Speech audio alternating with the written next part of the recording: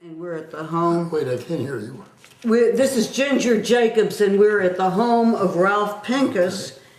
And Debbie Rabinowitz is doing the camera work. And how do you like to be referred to as Ralph.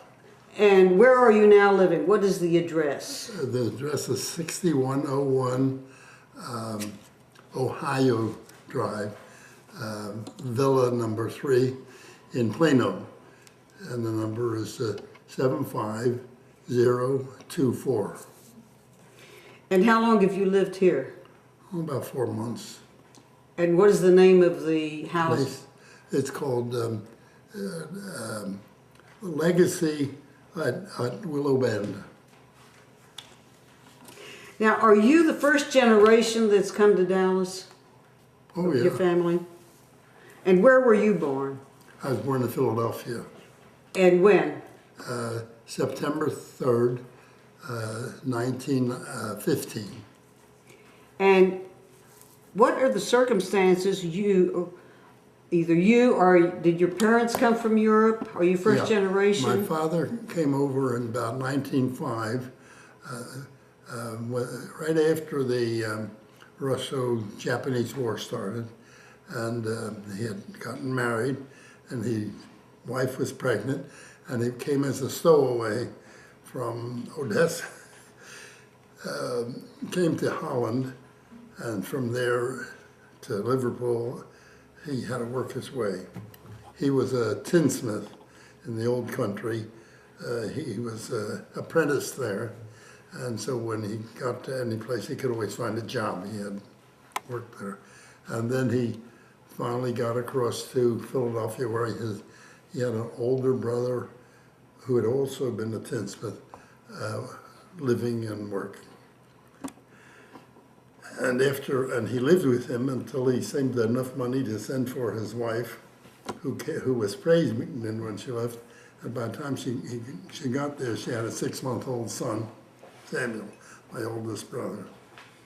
Now, is this going on there? Okay. Now, what port of entry then did he come into? Pardon? What port of entry did he come in to the United States? I'm not sure, because I couldn't find it in Ellis Island. His name, they had listed all. But he came into Philadelphia. There may have been a port there. And in the old days, they had the word Landsman, was the guy who came from your same country. And they were more or less obligated to take care of you, to get a job and could take care of yourself. But he stayed with his in-laws until he brought her here. And she came over, he paid passage, and they sat on the steerage, where they sat on the deck with their bagels and everything like that. A 2 to 3 week trip. And she came by with the baby. And she's quite a strong, she was raised in, not necessarily the country, but she was a country girl type.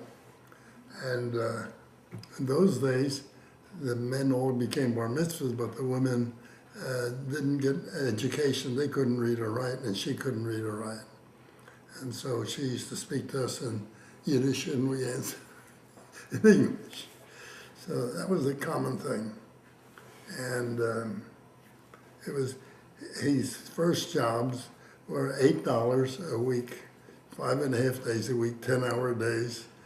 And when your father had come, yeah. Then he was put up with the family. Yeah. Can you explain that? He was what? Can you explain what members or how, what? Okay. You mentioned he had an older brother. Go ahead. My father's oldest brother was named Samuel, and he had married into a family, more or less well-to-do family named Noble, that were established here. And my father stayed with his brother in Philadelphia. His brother was also a tinsmith, and helped him get a job. And the job was $8 a week for 5.5 days work, including 10-hour work days. and they were hard workers in those days. Their competition was basically a bunch of Irish people that were ahead of them, entrenched in them. It was a little difficult sometimes for Jewish people to get a job with the other competition. The Irish came over several years before with their potato blight in Ireland, and they were all starving and became farmers and whatever they did, policemen and firemen and everything else. What else do you want to know? Now, when you grew up, or as you were growing up, what was your background, and then what brought you to Dallas? Go ahead. Most of the Jews that came to Philadelphia in those days came to what we call South Philadelphia. You know, Jews generally stayed together, and that's where our people were at first. And as they stayed there a while, they began moving around a little bit, mostly north. But in South Philadelphia, they're like in one area, 100% Jews, and they had their synagogues and their activities. They spoke Yiddish, and it was push carts and things like that that you see in the papers. But it was very poor. They were selling. Everybody's trying to sell something on these push carts, and but the people that had a trade were supposed to be better off with their $8. And he saved up, I don't know how long it took him, probably 6 months before he was able to get enough money to send for steerage. I don't know what steerage cost, maybe $20 or something like that, but it was a lot of money in those days. And his wife with the little baby had to sneak out at night over the border. They had to, what do you call it, pay, what do you call it, Mordino,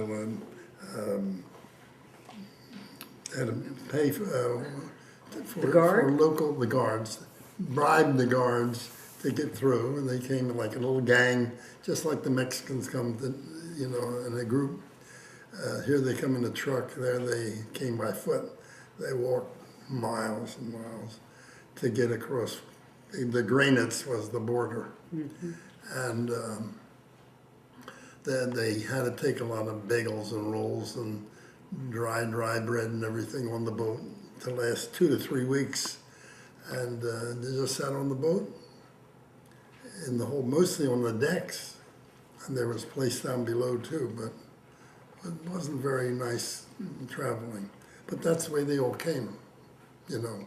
There weren't any rich ones. The rich ones came a different way. And, but my mother was a very strong person. She was only 21 years old or something like that. And she had a healthy build. And they came over and set up house. And with the little he earned, they managed. I know she used to cook everything from raw. A can of beans would be 10 cents, but you can buy the beans for 3 and 4 cents, the same amount. So she didn't use canned goods. I thought it was because she could do a better job, which she did do, but it was more expensive. They had to live off everything.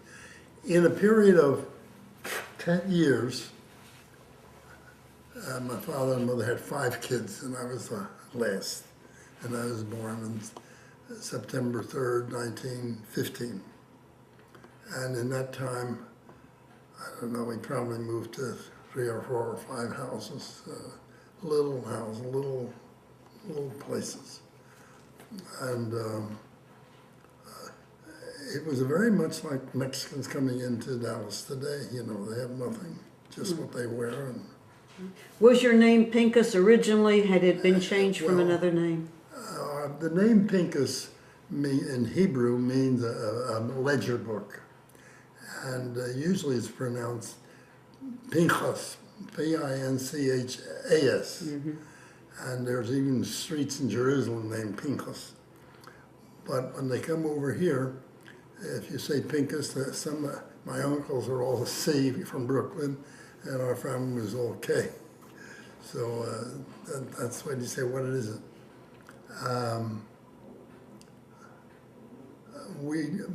My father had three brothers.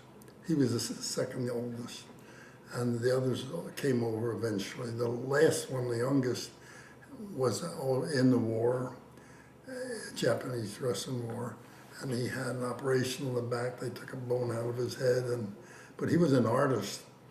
When he came over, he smoked so much that he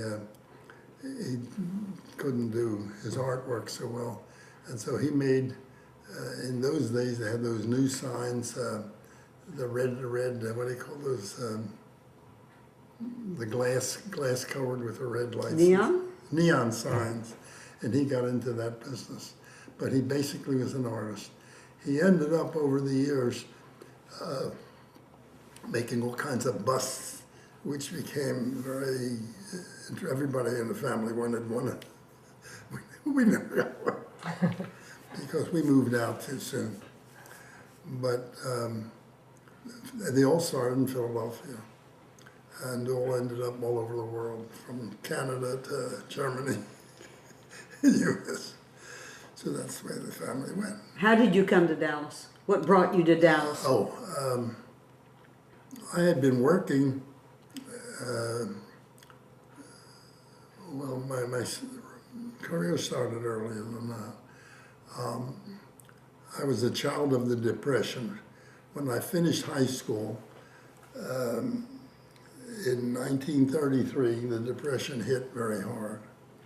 And so hard that in the cold Philadelphia, we didn't have enough money to buy me a coat for the winter.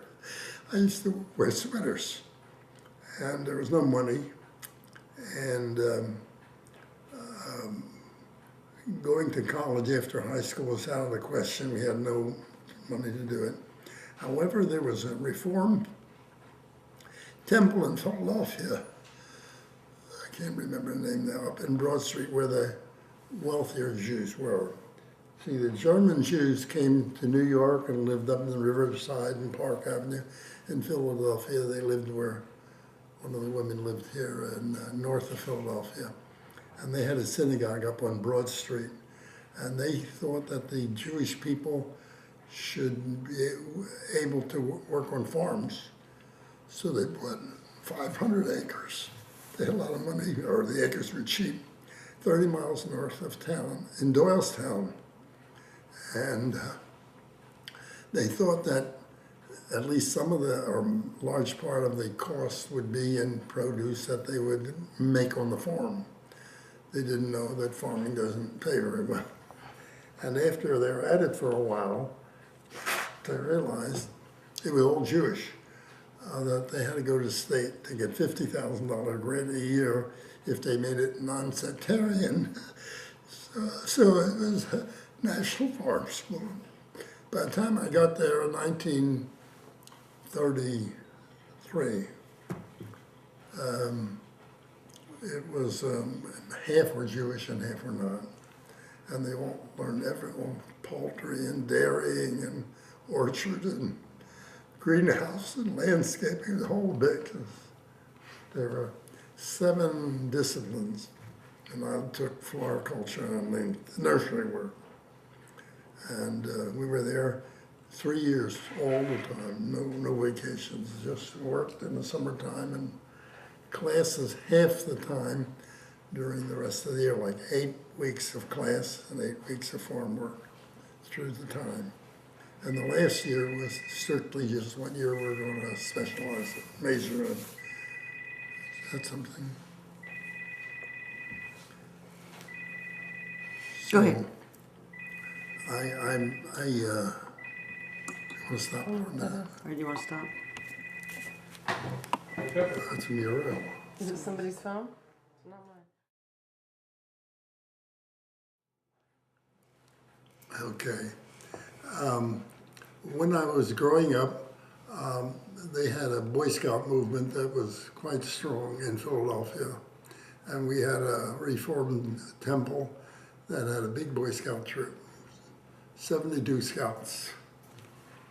And I joined that because I had been earning some money selling, somebody at the door, selling newspapers.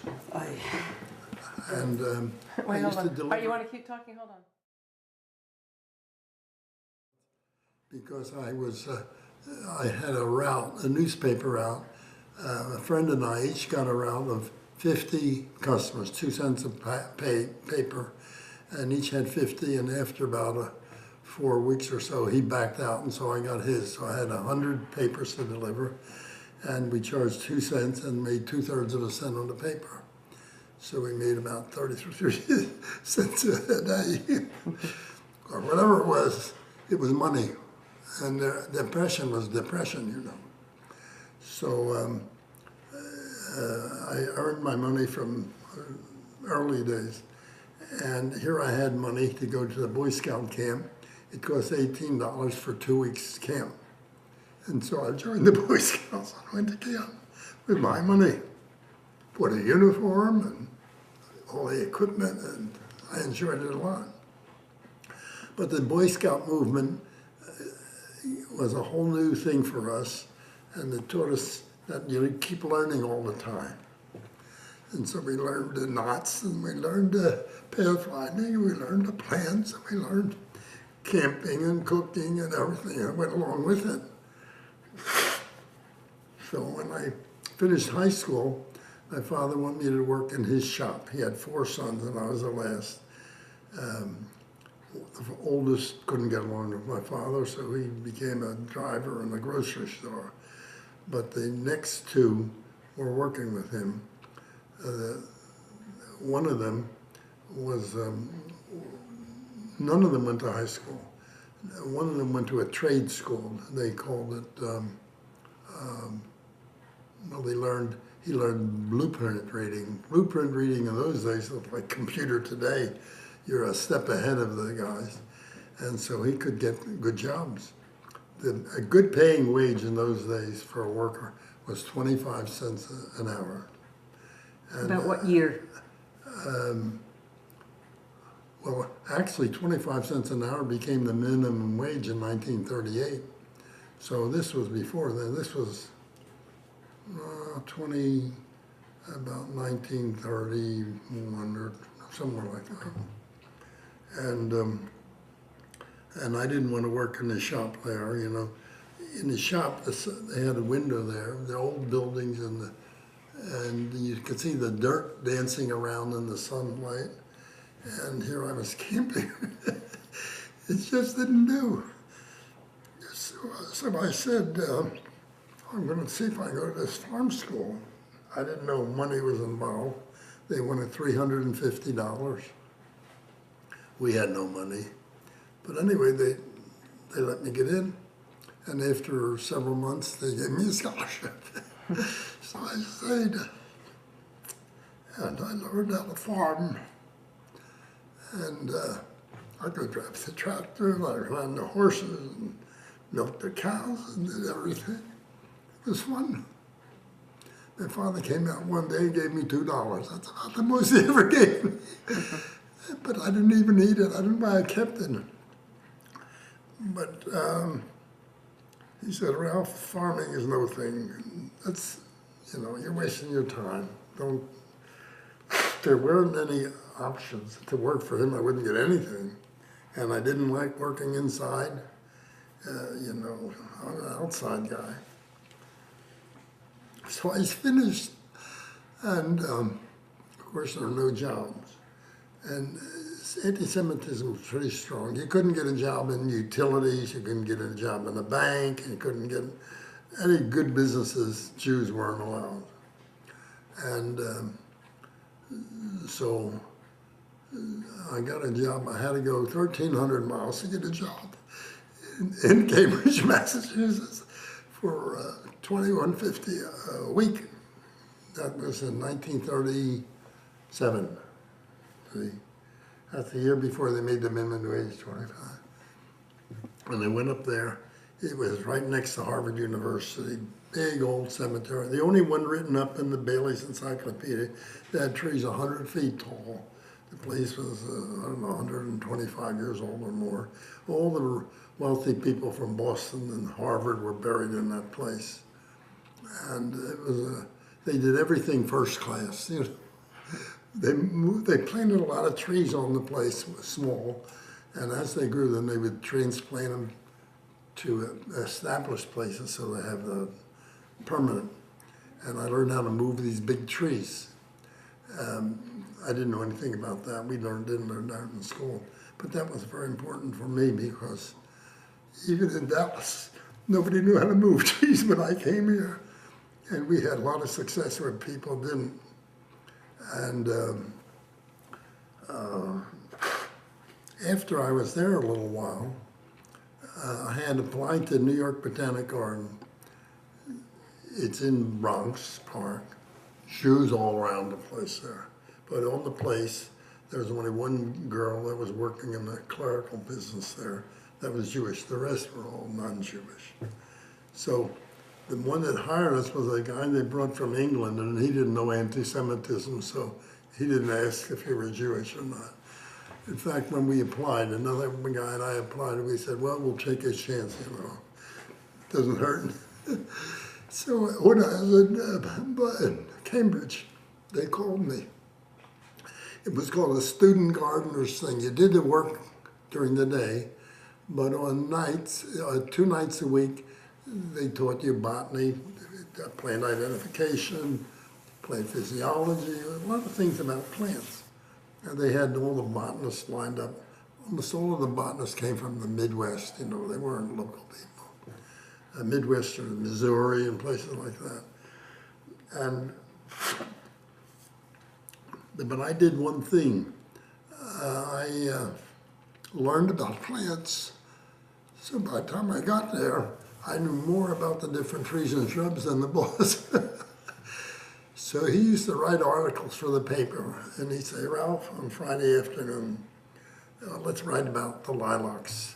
And then he'd ask me, what do I know about them? And he had the girl dictate it, and then he'd put it under his name, you know.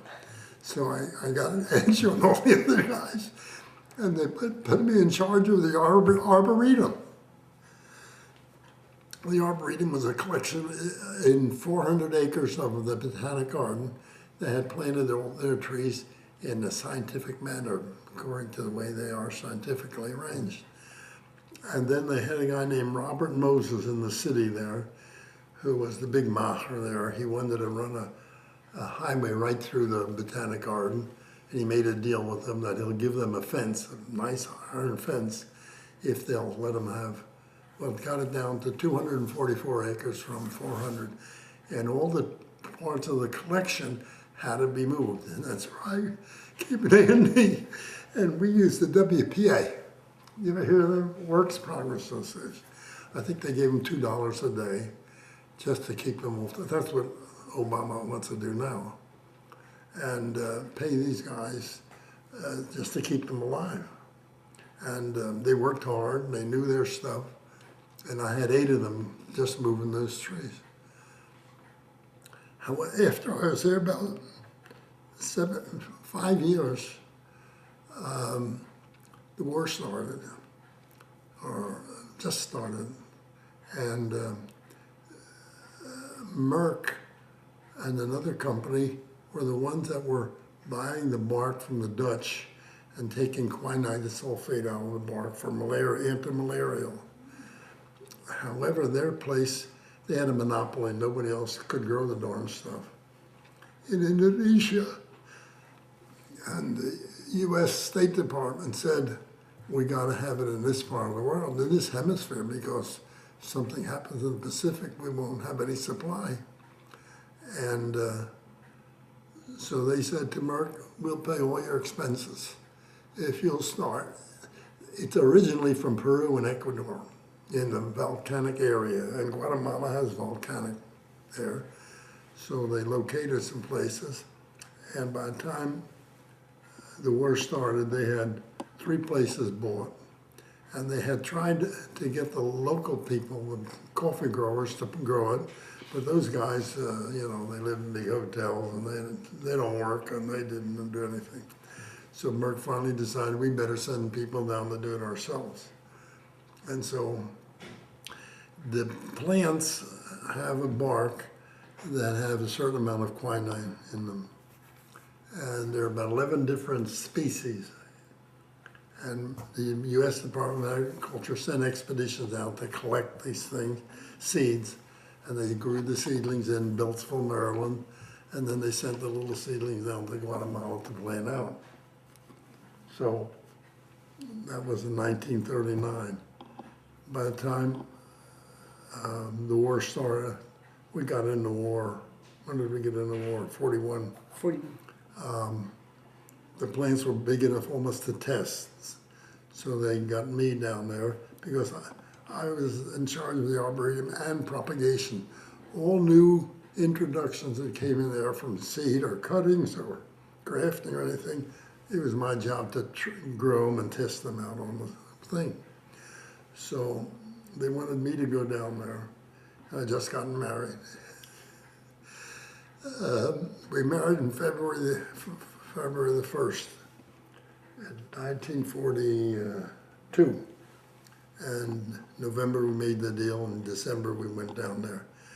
They wouldn't, I could get on an airplane, but they wouldn't let Muriel go. I asked Muriel before I took on the job, would you like to go down there? She said, yeah. She was from Manhattan, you can imagine. And we went by train on Mexican narrow gauge, and we got there on time, only a day late. That's the way they work. But it was interesting. We didn't know any Spanish, and that was the time when the kids were going home for the Christmas vacation, and so we were sitting there with the textbook and the translating while we sat with the kids from Costa Rica and Guatemala, and we had a good time. It was a great experience. I remember one time we came to a town called Clara Rodriguez at night, probably 9 o'clock at night. The moon was out, and these guys were very gay and happy, and they went out. Every town has a center square, and in this Rodriguez, they were dancing around with their Christ child. They call them Posada. For 9 days before Christmas, every night, they take the child and dance around, get drunk, and leave it at another house. In 9 days, they do that. So we got there one night, and we went around, and we danced the Congo. And in the moonlight, it was very funny. But while we were going down there, at least 3 or 4 times a train went off the tracks. They went out like the people do here. If you get a flat tire, they go out there and fix it. They went out there, they got a little jack, they put them on there, they pulled it up and got on time, like it was just ordinary, you know. I thought a car going off the tracks, what are we gonna do? But anyway, we got down there, and first thing, we stayed in a hotel. It's the first time Muriel and I didn't sleep together since we were married. She stayed in the Palace Hotel in Guatemala City, and I went out with all these cooperators and the Merck people, visiting the plantations. They had started in these other places, but they used these first plantings to use for testing. And they had already just taken the tests on a couple of the plantations, and they showed us how they grew and all that. I'd never seen the plant before. And so we saw them, and then they took us to the plantation. And we lived in first at Casa Grande, which is like a little hotel, very crude. And then the guy that I was replacing was lent to them by the United Fruit Company. The United Fruit Company pitched in. They had one of their best botanists there, and this man that he didn't know much about the grafting, but he started trying to graft. He did a very miserable job. And the expertise down there wasn't the big thing. And so he left, and we moved into his house. They had built this wooden house there, wooden frame house, on specifications from the United Fruit Company. They were on the coast growing bananas. We were up in the mountains, sleep like that. And right away, they read off the list of what each tree had. Anyone that had 7% quinine or more, they numbered. So on one plantation, which is called Helvetia, they put H1, H2, H3, so we knew where they came from. And all those that were 7% or over, they would write the percentage down and the number. And the other was Z was Zapote, and they did the same there. And there was another one, anyway, and Naranjo, that was where we were, the company plantation. Company had 3 plantations, and I was to stay there. And we did all the grafting for the 3 plantations. We grafted them and shipped them on muleback. Took 2 to 3 days to carry them there. And you know, we sent pipe. We had to cut the pipe, but the pipes are 21 feet long into lengths of 3, like 7 foot each, and tie them to the mule, and they'd go out. It was very crude. Everything was very crude. But I have a lot of pictures of these things. And you can see the people, they call them muchachos, the adults. And they were all, the life expectancy was 45 years. And they were all little guys. And they had what they call children, like from 7 years to 14. They call them patojos. A patojo in Spanish means a cripple, handicap. But they meant little guys. And we got them to put the wax on the graft. So we got taught the grafters how to graft. We spent a week, I organized the propagation, teaching them how to make a cut, just to make a straight cut. He said, it's easy, but they could do it as well as anybody. They're very handy with knives and things, machetes. And they were getting as much percentage take as anybody, any grafters, any place, you know, they were real good. I taught 25 of them to graft. And in all the trees that were 7% and over, we went through and took the little signs. Some of them had 25, some had 35, some had 40. So once we grafted them, by the end of the year, we could get several more from them and go back to the original. So the second year, we would get, instead of 35, we could get 140, 200 for some of them. The third year, we were given 5,000 of the better varieties. So anything that was 7, we didn't want them anymore. We went up to 8 and 9 and 10. We went up to 13%. So we were doing real well, better than the Dutch actually. But they wouldn't help us. They wouldn't give us any sign. They wouldn't tell us how they did anything. We got one old retired Dutchman in Canada to come out there, paid his way down to show us some things, and how they planted them and how they did their various things. But the Dutch monopoly is a tight situation. So we did very well. However, Merck, they were strong on their patents. And they started out making ammonia and all these chemicals, but they ended up only patents. They made penicillin in those days. They told us that at one of our meetings there, that in 6 months' time, they had 50 chemists working on penicillin, and they built a building for $500,000. In those days, $500,000. And after they started producing it, in 6 months, they had paid all the costs of the mill, all the wages for these guys, and they were making money like hand over fist, charging hundreds of dollars for penicillin. I mean, they're robbers, if you want to know. Quinine, the price of it is $12 an ounce of quinine sulfate. Soon as $36, just like that, overnight. And you know, Merck is the biggest robbers in the industry. And what they do, they keep a record of every doctor, how much they use of their products.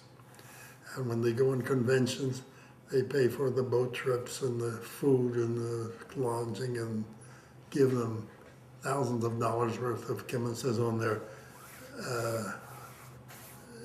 what was it? Prescription? On their prescriptions? No. It says you can't sell them, not for sale. Patents, oh. Not for sale, but Samples. they charge you for them. You know, that little packet costs you $72. You think the doctor's going to give it to you for free? So, I mean, it's a big racket.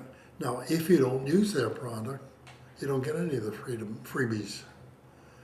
And so the doctors not only charge people for the service, but they give you some medicine, you know. They don't say they're going to charge you, but it's in the bill there. You know? Anyway, I learned a lot from Merck, you know, their business techniques and all that helped me in my business. You know, when they had somebody, they didn't just charge them a little bit, they charged them double and triple and quadruple anything. So when I had the first piece of land I was going to sell, I bought it for 2.6 acres for $8,000. I borrowed 7 of it and I had 1,000 of my own. I had it 7 months, and TI wanted, because it was the front of their property, so they said they had an option on 300 acres behind it, but we had a little triangle in front all on the expressway. So Muriel said, well, he paid $8,000. Tell him $12,000. I said, hell no. I said $25,000. They took the checkbook out. They were so glad they had to buy it. So I learned that from Merck. When they had them, they really have you. About what year was that with TI? Huh? About what year was that when you sold the property that to was after TI? we got to Dallas. That was when TI started. You know, TI started from a geophysical company. They had 60 employees on Mockingbird, and they got 4 people from the Navy that were scientists that developed the radar. And these guys started making the semiconductors, and they all eventually became the presidents. McDermott and all these guys, Haggerty. We knew them when we did our landscaping too. So we got double. We sold them the land and got their business, and we landscaped their place too. All right, let's go back to your Guatemalan experience. Yeah, And okay. where did you go from Guatemala and how long Well, were you in there? Guatemala, we took these people in alphabetical. None of them could read or write. None of them. We have 25 grafters and about 15 patos, little guys that did the waxes. And none of them could read or write, but they had a memory.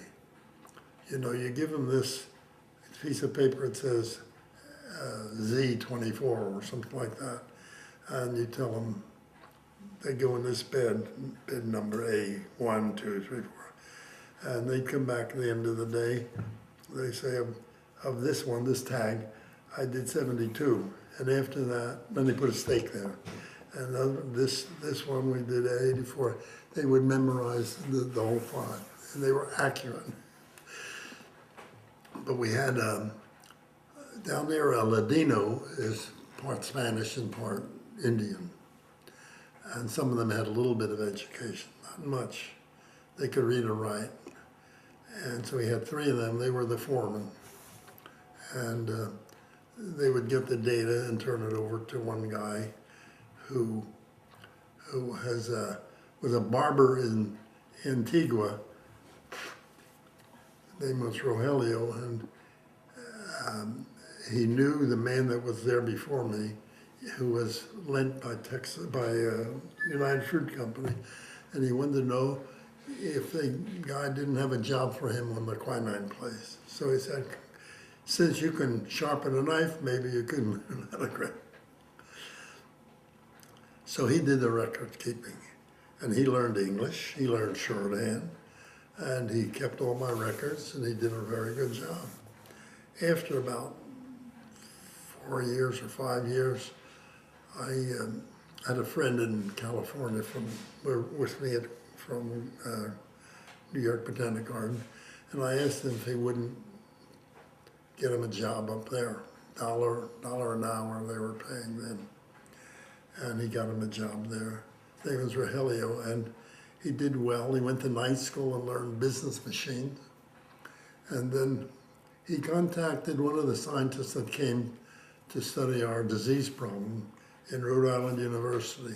In those days, they had a thing they called good neighbor policy, where they took the Latinos and sent them to college. And so he got him a scholarship. So he graduated Rhode Island and went down to Panama, became a professor in plant pathology. So I thought that was great. And I mean, they're not dumb, they're smart as we are, but they'd had no opportunity and no training and no chance for getting out of that hole. Anyway, what else was your question? Well, how is it you left Guatemala and came back to the United States, and then where did we come? How The did you first get to year Dallas? there, they thought we could probably squeeze out 100,000 grafts, which we did. And we had pretty good takes, you know. The thing about the quinine, when you graft it, if it doesn't take within 3 weeks, you can tell because the buds don't shoot out. You can take it off and regraft on there. So when we had like 500 plants in the bed, if we lost 20 didn't take or so, we can go back and graft them again, so we'd get every one. And that way we made use of every plant. And then we didn't take them long. In 1 year's time, from the time we sowed the seed, a little tiny seedling, and we put them out 8 inches by 8 inches in the beds. And I got pictures of the beds and all. And it was all very crude.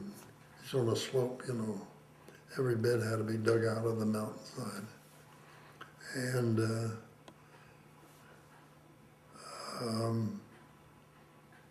let's see,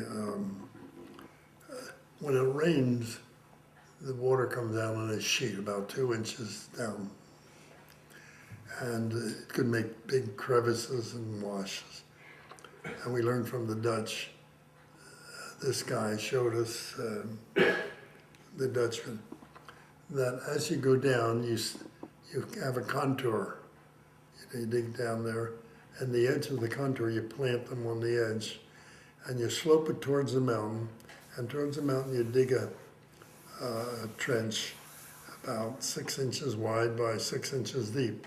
And so the water would go into the mountain, and we wouldn't have the washes. That was a very important thing for us to know. So that maybe have paid for that guy's costs. He was like 70 years old when he came down there. He had a ball out of it. But you have to pay for knowledge. And we did well on that. Let's see, what was the other question? How did it happen that you left Guatemala? Oh. What were the circumstances, Well, and where did you go? What we did, when you plant there, we planted rows on the contour, you know. Since it's like this, you start here and then it gets wider, so you have to have another piece of a row in between. So you have certain elevations, and you draw a line down the center of the mountain, and you run off your contours. It was 4.5 feet, 3.5 feet by 4.5 feet. So the 3.5 feet in the row and 4.5 feet between the rows. And we put in 1,766 plants per acre, theoretically, whether actually, God knows. And after about 3.5 years, you thin out the trees that are not growing good, you know. You don't get much quinine out of the bark, but they beat the bark off them anyway and ship them. So we started shipping 3.5 years, the first shipments of the bark. Then the next year we'd go through and take, as they get a little crowded, you take the weaker ones and leave the stronger ones. It was supposed to take 12 years before you take the whole thing out. And when you take the whole thing out, you get more quinine in that harvest, final harvest, than you do all the time through. But before then, the war was over, and Merck made a deal. The Dutch had the monopoly in Indonesia, but the Indonesians threw them out. And so they came with Merck and gave them a good price for the plantations. So then we had to get out of there. So we left in January 1st. They told us 2 years ahead of time that that's going to end there. So When was that? meanwhile, we were shipping more quinine every year. And it was a good grade and everything was good. And they did what the government wanted. They got a quinine production in this hemisphere. And that was important. So it's Merck is not a plantation place. You have to earn your money there, whereas with their monopolies, you steal the money. So where did you go from there when you terminated in Guatemala? Having come from New York and lived in Guatemala, you have a period of relaxed living. Didn't want to go back to the rat race of New York. You used to have to wait 3 lights before you get across the street. And so we just saw, when we were there, we went on vacation to New York, but I went to California to visit some of the people who used to be with me in New York. And I saw how they were progressing there. And then we drove down. We got a car in 1948 and went through Texas. And I said to Muriel, you know, this place looks just like California did before all this business. We could do the same thing here. So I said, why don't we get to Texas? So that's why we chose Texas. And then one day in one of the trade magazine, Lang Floral advertised, I was getting the trade magazine. They wanted somebody to work in their floral business. They had greenhouses and nurseries. And so I went up to see him, $75. By then I was making $6,700. I started at $2,000 a year, you know. And so he said, you get $75 a week. Well, they were so far behind. I said, boy, I can help you get this thing going. I said, I'll work here for 6 months and then I want to be in charge of production. He had 3 big greenhouse ranges and he had everything. He was 70 years old. He used to buy out all the nurseries that the guys died and so he had, but didn't take care of them. And so when I got here,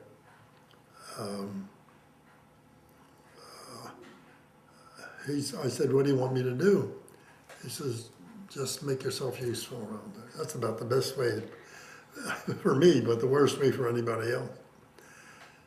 So I went around with him 1 or 2 days and then I figured, I saw a truck in the florist delivery truck that they weren't using. They said it had a broken axle.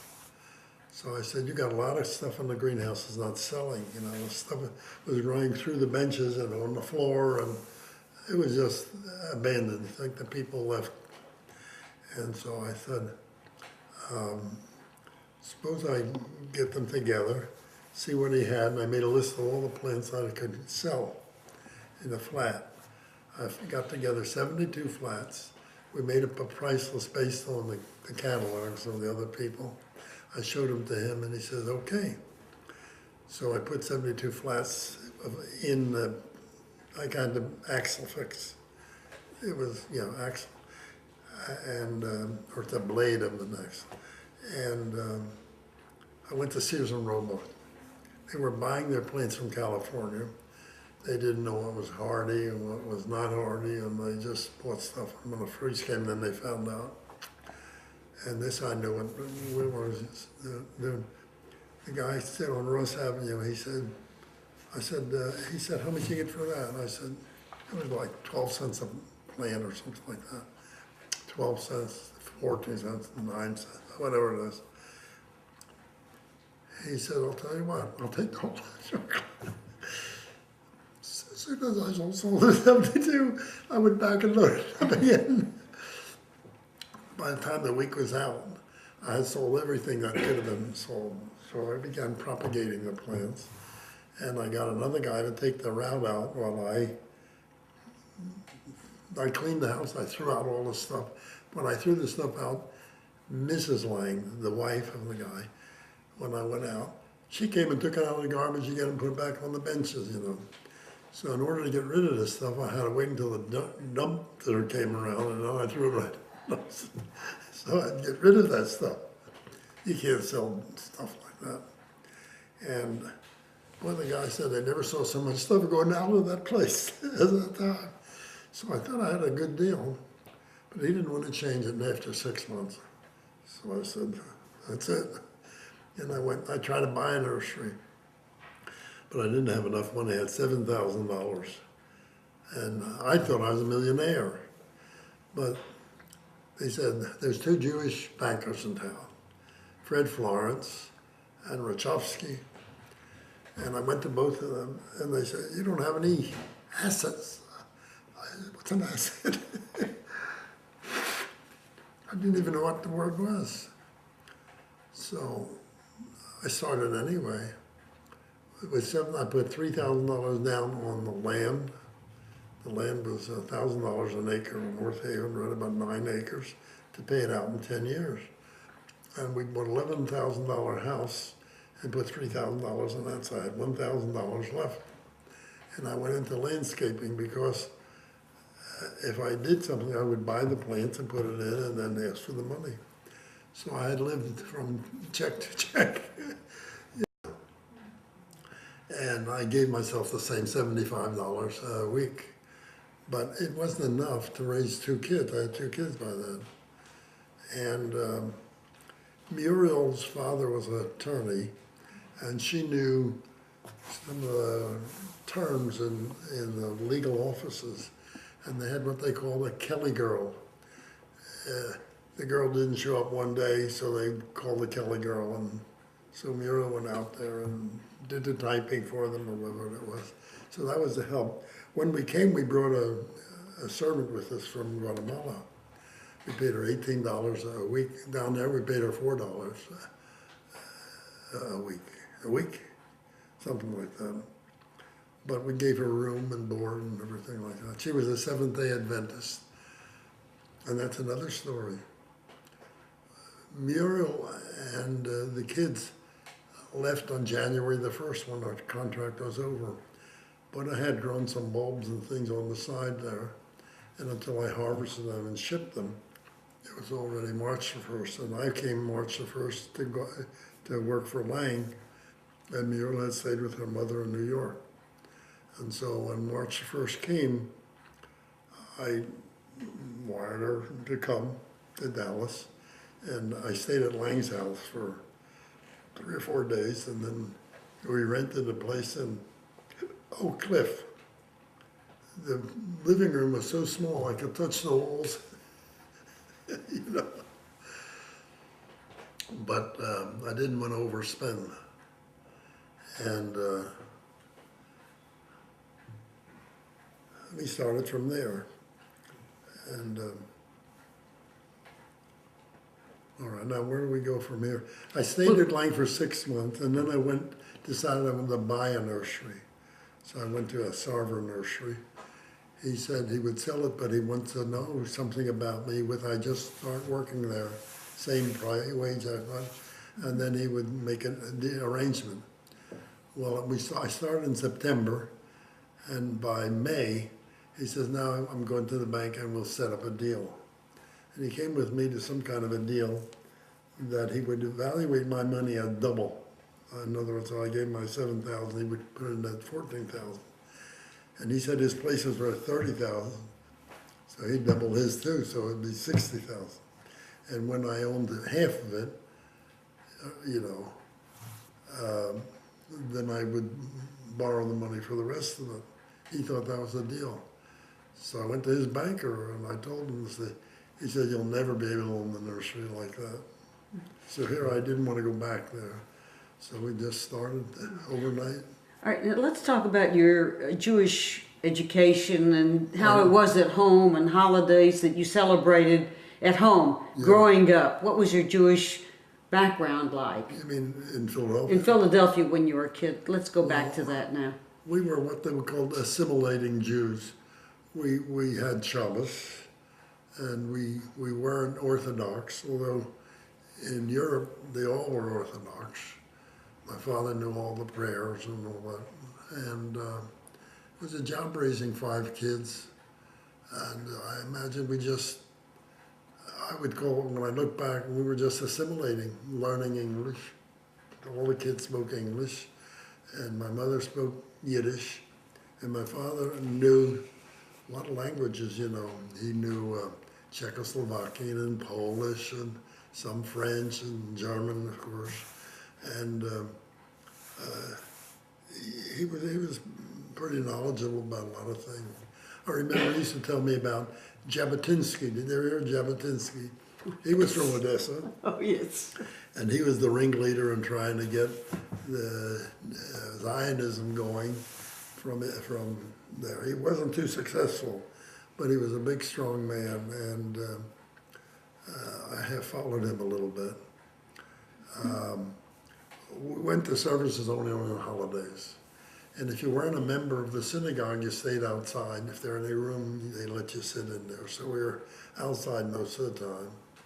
We always got a suit we bought 1 suit a year.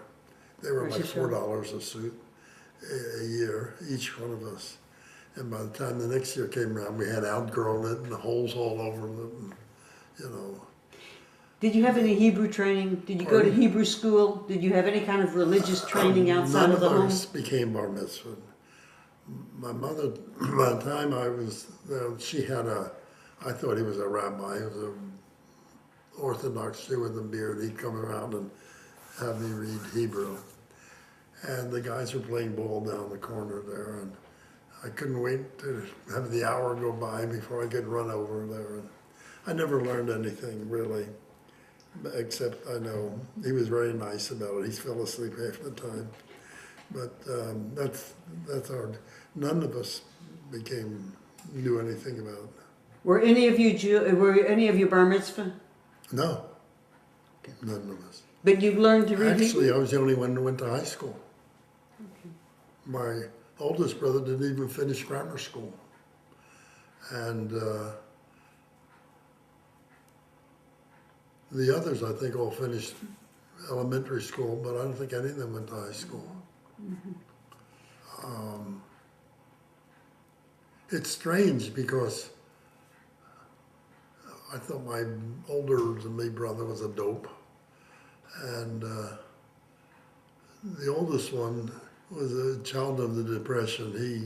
He had 1 child and didn't get very far. Mm-hmm. But they're kids. The one that I thought was the big dope, Charlie, he had a son named Fred, and his daughter was top of the class in college, and her younger brother got a job when he got out of school in the Career Builders, and he's one of the vice presidents, you know. I'm amazed at where these kids went. The second son, John, the one that learned blueprint reading, he had 3 kids, and his oldest son was 17 years younger than I was. And he may have gone, I know he went to high school, may have gone a little beyond that. Is it coming through? No? Well, let's go back about your Jewish observance right now, though, Yeah. and how it has come along through the years. Well, Jewish observance, not much, not much.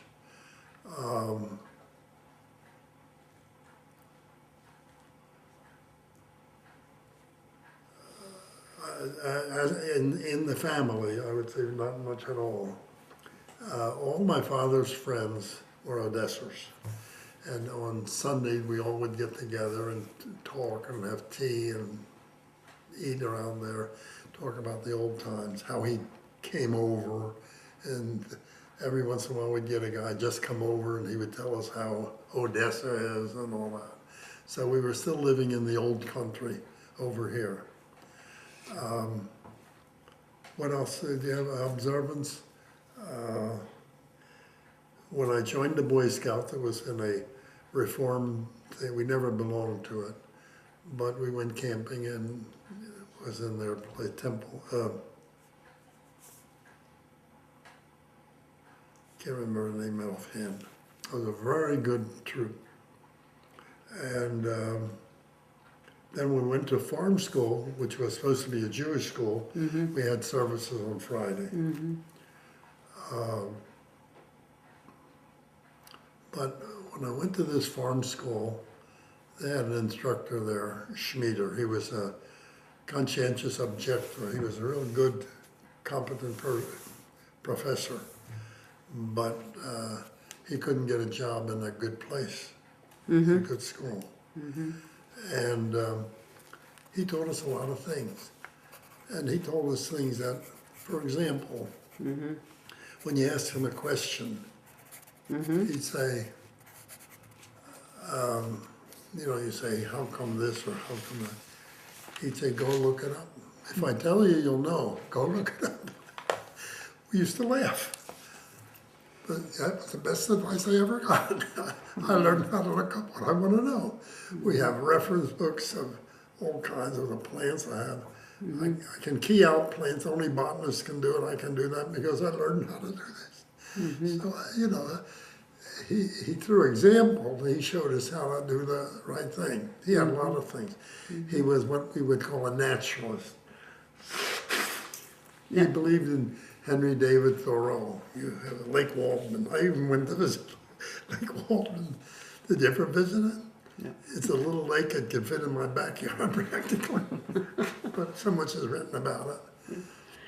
And then he was big on Emerson. Emerson essays on compensation. Did you ever read that? It tells you that anything you do compensates for, you say, I wish I could do this or do that.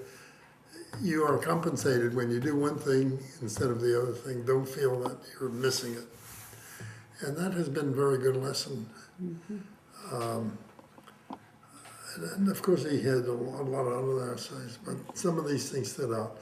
But he got us to be very inquisitive. We began to read stuff. When I went to work in Cambridge, Massachusetts, it was cold. It was March. And I was in the attic. I don't think they had any heat there.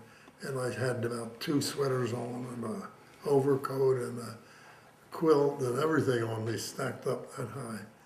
But I read The Life of Abraham Lincoln, 800 pages. I don't remember much of it, but I know he got us so inquisitive. I always went to the library. I even went in Philadelphia. But I began reading a lot. I read Lewis, and I read all these Jewish Zionists, and in farm school we did a lot of discussing about farm school. Did you know Leon Rabin? Yes, sir. He went there with me too. Yeah. Very interesting. What about your Jewish memberships and your Jewish involvement? Before in Dallas. When I came to Dallas, in Guatemala, I discovered one day on a plantation 2 German refugees working for 45 cents a day. And I brought them to the place there, and then made him the administrator, and made her the Casa Ama, the one that runs the Casa Grande, the hotel part of it. They were both very good. They didn't have any kids at the time. And they got over in 1939 just by the skin of their teeth. And the Jews in Guatemala made a ruling with the government that they could bring them in under one condition, that they couldn't get in businesses where they bought for less and sold for more. In other words, couldn't be storekeepers. So they didn't know anything about farming, so it was hard for them. There weren't too many that came during the time there, but we got them. They were Landsbergers, and he was he knew his numbers, and he was great for us. And we paid a much better salary, of course. And they couldn't have any kids, so they went to a doctor in Guatemala City, and he showed her that she could have sex hormones injected, and I was the guy who injected. And she became pregnant. And so she had 2 kids. And when we were there in 2001, we visited them, and one of them had worked for a hotel, their manager of one of the best hotels, and then he married the girl of another refugee that were making pottery, and they had it real good. And the other one, let's see, the girl, I don't think she married a Jewish guy, but she kept the connection. Both of them have died, and we don't write them anymore. But the man died, but they're all dead, except the kids are there. But I didn't tell you, on Friday night,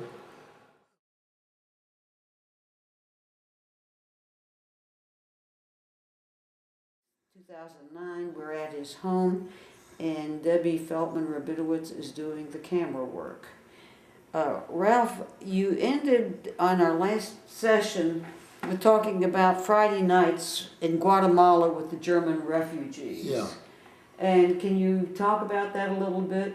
Now, what I tell you, I'll probably be repeating a little bit if I tell you the story. It's okay.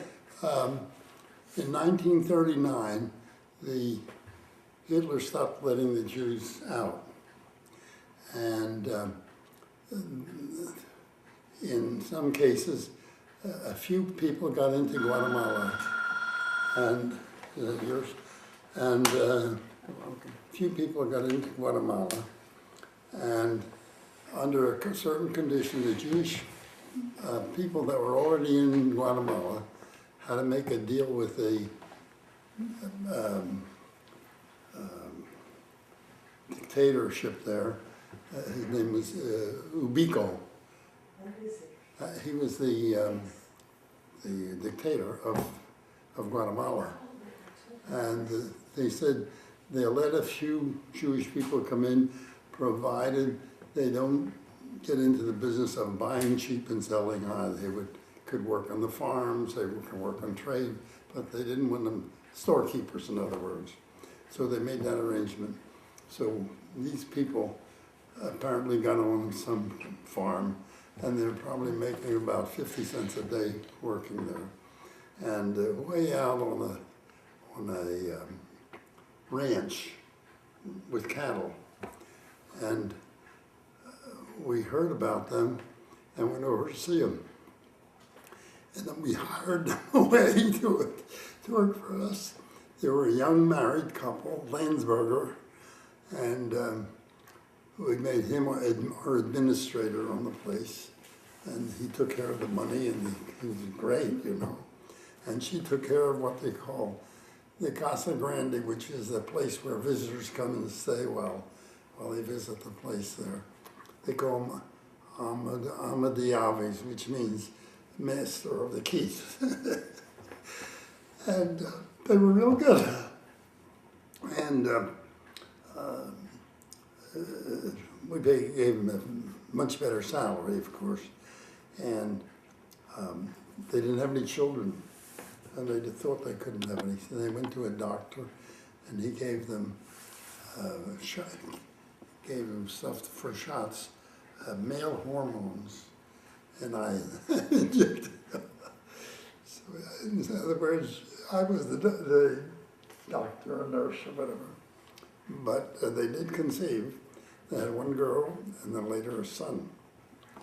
And we did see later, year 2001, we did visit them. And the girl had her own family, doing well. The son grew up and became the manager of one of their big hotels. And then he married another of the refugees, their daughter, who had a ceramic business. They built the ceramic business. And he moved over into that eventually. Nice family. The Landsbergs eventually died after we left, but the kids are doing well. So it's one story. What brought you to Dallas? How is it that you came to Dallas? We had worked in New York in the Botanic Garden, and during the war they needed somebody. They wanted to get quinine. It grows naturally in Peru and Ecuador in volcanic soil. And the Dutch had them. Every country, major country, tried to get quinine to grow. In Belgium, Congo, and in India, and a lot of parts of the world. But the Dutch were successful. They were real good plantation people. And they moved the plantations, they built plantations for quinine in Indonesia. Indonesia was a very fast-growing population-wise place, and they had rubber plantations there, the Dutch, and rotenone plantations, and all kinds of plantations. And they had the monopoly on quinine because they produced 95% of the quinine. In the U.S., there were two companies that bought the bark and took out the alkaloids from it, and that's where we got quinine sulfate, which is an antimalarial. It's really a febrifuge, which means that it will control all fevers, no matter how they come, a cold or something. In fact, in the U.S., we used to have a quinine water they sold to the Southerners because they got a little touch of that. But it's a wonderful thing. It was discovered in 1600 by the French Jesuits that were down there, Catholic. And they used to call it fever bark, and they'd bring it over to France and cook it up and get the alkaloids out of it. They cook it in alcohol or something. And there are several different alkaloids, but the quinine sulfate is the most active one. And in growing in the plantation there,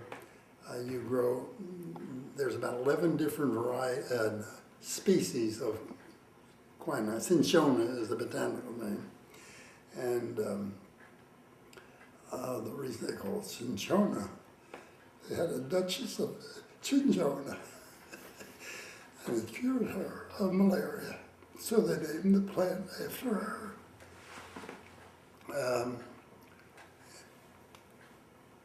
What was the Dallas connection? The Dallas connection? Yeah, when you came to Dallas, how is it you chose Dallas after all of this experience? While we were there, it's a third world country. We had 4 servants, and it was an altogether different kind of life. And we liked it, we enjoyed it. And we didn't want to go back to the rat race of New York. However, when we came up for a vacation, we went through California, and we came back, drove back through Guatemala, through New York, U.S. to Guatemala, and we went through Texas. And I said to the girl, this place looks like California, has a potential. Let's go here, and it's a slow-moving area. And so we visited some plant nurseries in Tyler, and we thought, this is what we want to do. So we thought, when the war was over, we had a lot of these 3 plantations full of quinine trees, and the Dutch lost their plantation. The Indonesians threw the Dutch out of Indonesia. So they bought our plantations. So we had to go. So we came to Dallas. And how did you decide to get into the nursery business? I just saw an ad in the paper and went up to visit a place here called Lang Floral. He had he had 4 florist shops and 3 greenhouse ranges, and he's just 70 years old and he needed some people. And I interviewed him and I got a job. I didn't worry about the money. They didn't pay very much. And when we got here, I was in my glory because they had all this production and plants were growing through the benches. It looked a mess. The whole place was a mess. So I was real cocky and I said, look, I'll be here 6 months. If in that time I want to become a manager of the production here. He said, go ahead, see what you're going to do. You know, I asked him what to do. He said, see if you can help around the place. He has no management abilities and all. He used to come in the morning in their florist shops. He'd go in there and save the string off the packages that have flowers he bought. He saved that green wax paper, you know, he'd spread it out again, then use it again. I mean, that's what he was doing. He was past. And so when the 6 months were over, I told him, well, I'm ready. He said, well, I'd like to continue what we're doing because they told me in the bank I'm worth $400,000 and I can live in the roof apartments of the Adolphus Hotel all the rest of my. So I said, well, if you don't want to develop this business, goodbye. And I left. So that's why I started my own, but I didn't have any money.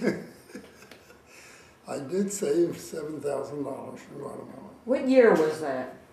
We came here in March of 1950, and I worked for him for 6 months, until September. And then I took another nursery job. I was going to buy the nursery, but he wouldn't give me a price. He said, let's work for a while and we'll see. I worked until the season was over in May, and he says, I went to the bank and I got a deal for you. He said, you got $7,000? I'll count it as double, 14. The place is worth $30,000 and I'll double that. So I went to his banker and I said, this is the deal he wants to give me. He said, you'll never own that nursery. So I was, you know how they're doing Lang Floral too. When they got there, he wanted me to invest some money in it. And some of these other guys put in $1,000 or so. I said, I don't want to invest money in it. I either, you know, have a job and I'll make money on your job. Mm-hmm. So we never invest any money. But that's what how they got you in their clutches. So we started on, and we didn't have any money. And while the first 6 months I went around to the head nursery meetings every month, and I met a lot of nurserymen, and they said when you do a landscape job, you tell the people ahead of time, I want the money when I'm finished. Because you can't carry, you know, you're doing $1,000 worth of work, and they say, I'll pay you next week or next month, and then they keep stalling, you know. These people here are great stallers. That was the best advice I ever got. They said, he told me ahead of time, he says, when you finish the job, he said, at 4 o'clock they're going to leave on the day you leave, and they won't come back till 7. So you just sit on the porch until they come, and then you ask for the money. And that's what I did, because 3 jobs and I'd use up all my capital. How did you decide to buy the property on North Haven and call it North Haven Gardens? When he gave us the opportunity to buy into that nursery, and we saw we wouldn't do the thing, both Muriel and I went around looking for land. And on North Haven Road, it took 5 years before they took us into the city. It wasn't in the city. What year was that? That was 1951. Okay. And I found a place where the high five is now. I could get the land there for $500 an acre. But this land, they wanted $1,000 an acre. And we bought 9.3 acres. They had 17 acres, but they were willing to draw a line down there. And 3 or 4 years later, the community center bought that land there.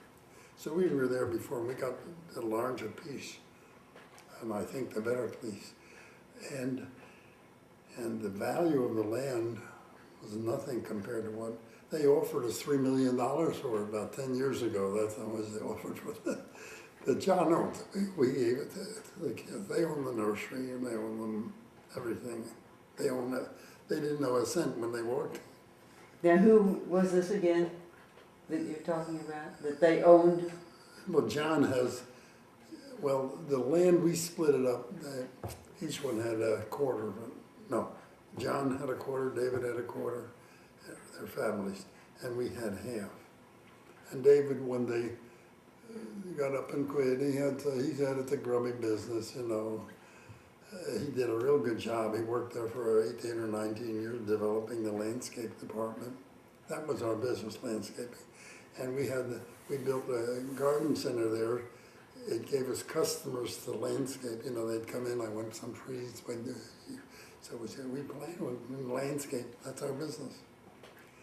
After a while, we divided up into 3 divisions. One was the retail, the store there. The other was the landscaping, and the other was the wholesale. One day, one of the people that supplied us with some plant material came around and said, I could send you some rooted ivy cuttings, and you can pot them up, and then I'll sell them potted plants. So he said, we'll send you 10,000. I will try it. Well, it didn't take us long. We potted them up and we sold them. He sold them again. So he made a profit to sell to us and then to sell for us. Send you another 10,000, send you 20,000. We sold about 150,000, you know, big houses, quick turnover. So we decided we're going to grow for the people. So we started growing and sold wholesale.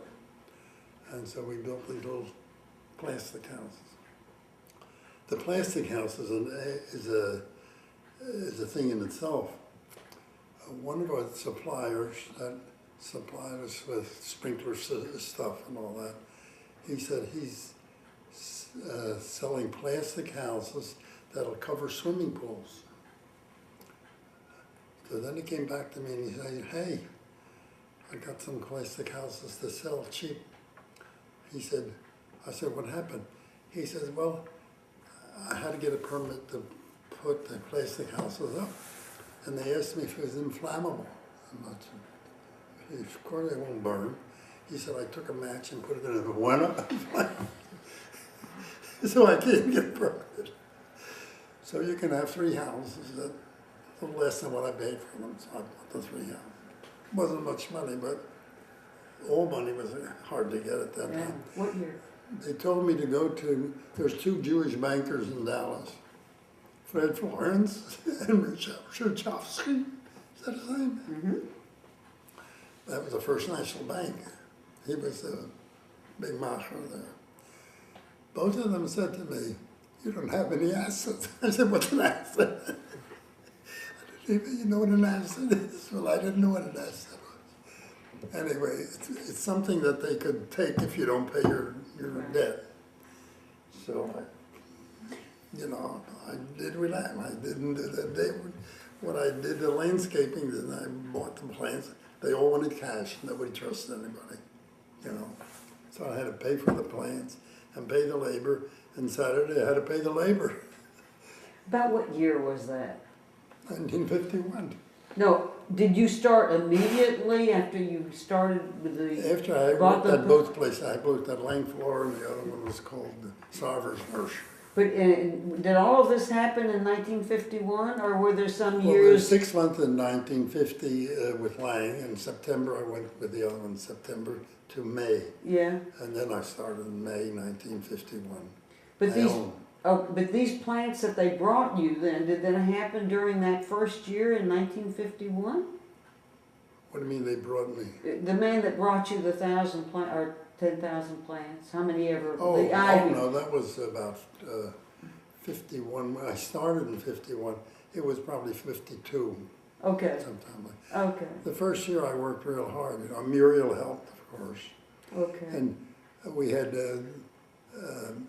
built the building on the place, 10 by 12, for $600.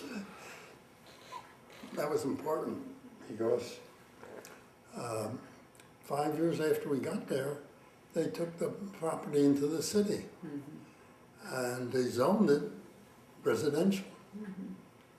So we said, we've got a business there. Oh, they said, you got nothing there, and, you know, $600. We had 9.5 acres. So they turned us down. So we had a hearing, and the neighbor, they were already building houses there. 45 neighbors came in the petition saying they didn't want us there. So we had to get a lawyer, and for $3,000, he got what they call the grandfather's clause. You've been here.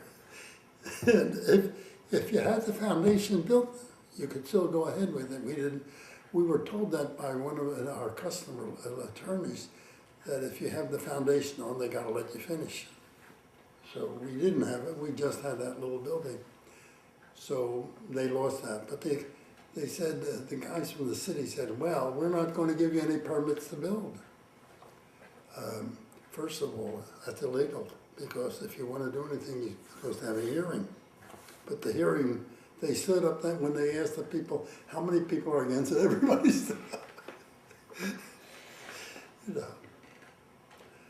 But what was on our side, the fact that we had the grandfather's clause, we can continue the nursery.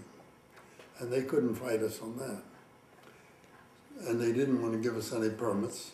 So one day I sent down, a year later or so, and I wanted to get a permit to build a fence on the walls on the side there. So on a Friday, and they gave us the permit. Monday they called up and said, hey, it says they were not to give you any permits, so we can't give you. I said, I already got a bill. You know. Heck, I had already a glass house there, and I had a little building there, and a little greenhouse there.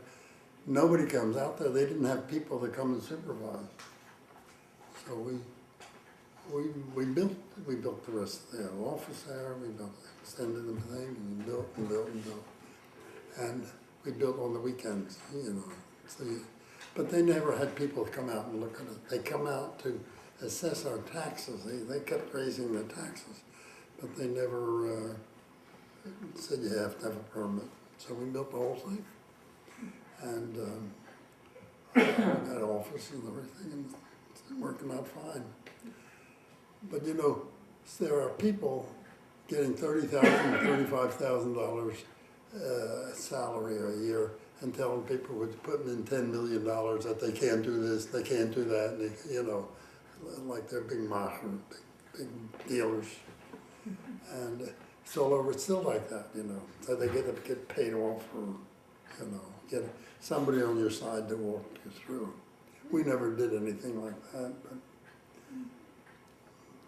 but. You were instrumental, I believe, in the developing of the Arboretum. Yeah. Tell us about that. Well, it goes a little farther than that. After we were there about 5 to 10 years, we were doing pretty good. We were building, we made some money, and we joined the North Dallas Chamber of Commerce. And I got on the committee. They have a Parks and Recreation Committee. And after a year, I became chairman of that committee. And they were decrying the fact that there are 17 recreation centers in Dallas. And in North Dallas, they only have one.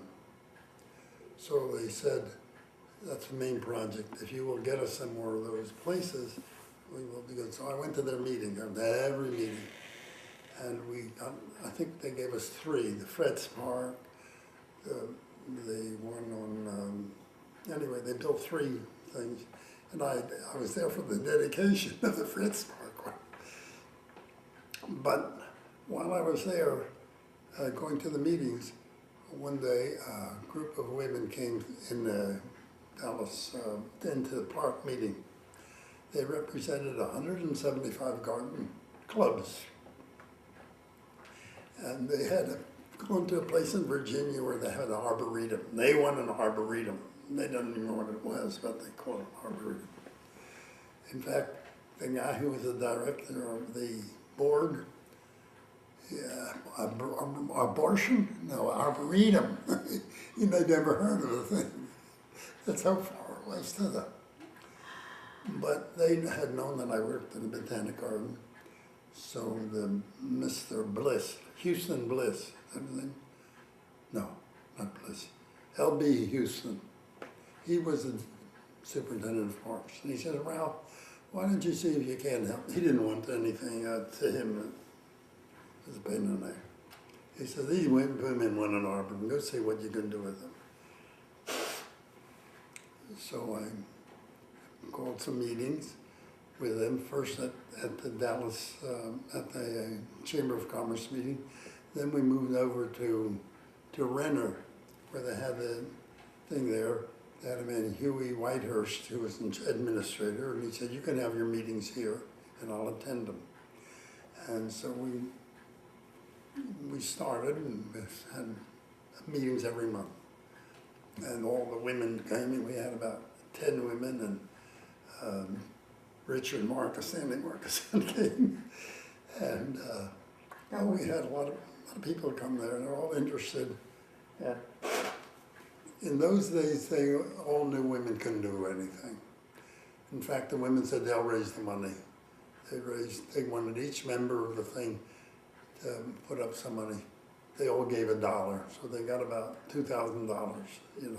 For an arboretum, you need $20 million, and $2,000. So they didn't do anything with money. The men have to put up the money. I mean, that's the way to think about it. A woman couldn't own the property without having to. About what year was that? It started about 1970, 71, somewhere late in there. Of course, they say it was started in 1980 now, but actually, the real hard work. We met every time. We got an attorney. To anybody contribute money, it became contributions, non-taxable. And we had a location to get. I went around and picked out 8 locations.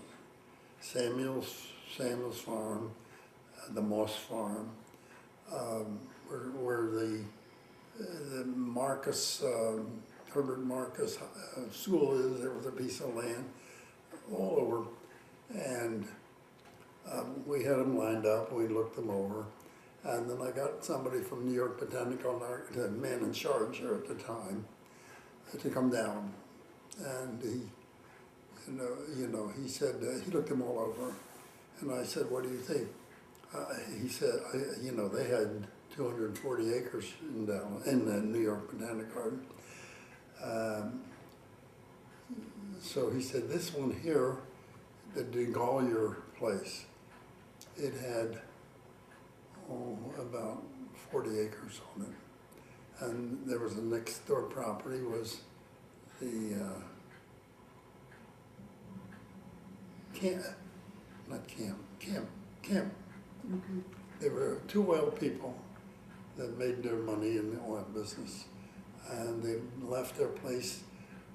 The Gollier left it to 5 institutions. The orchestra, our orchestra, the Methodist Hospital, the Methodist School, SMU. I can't remember offhand. Anyway, there were 5 of them. And it cost them $22,000 to mow it a year.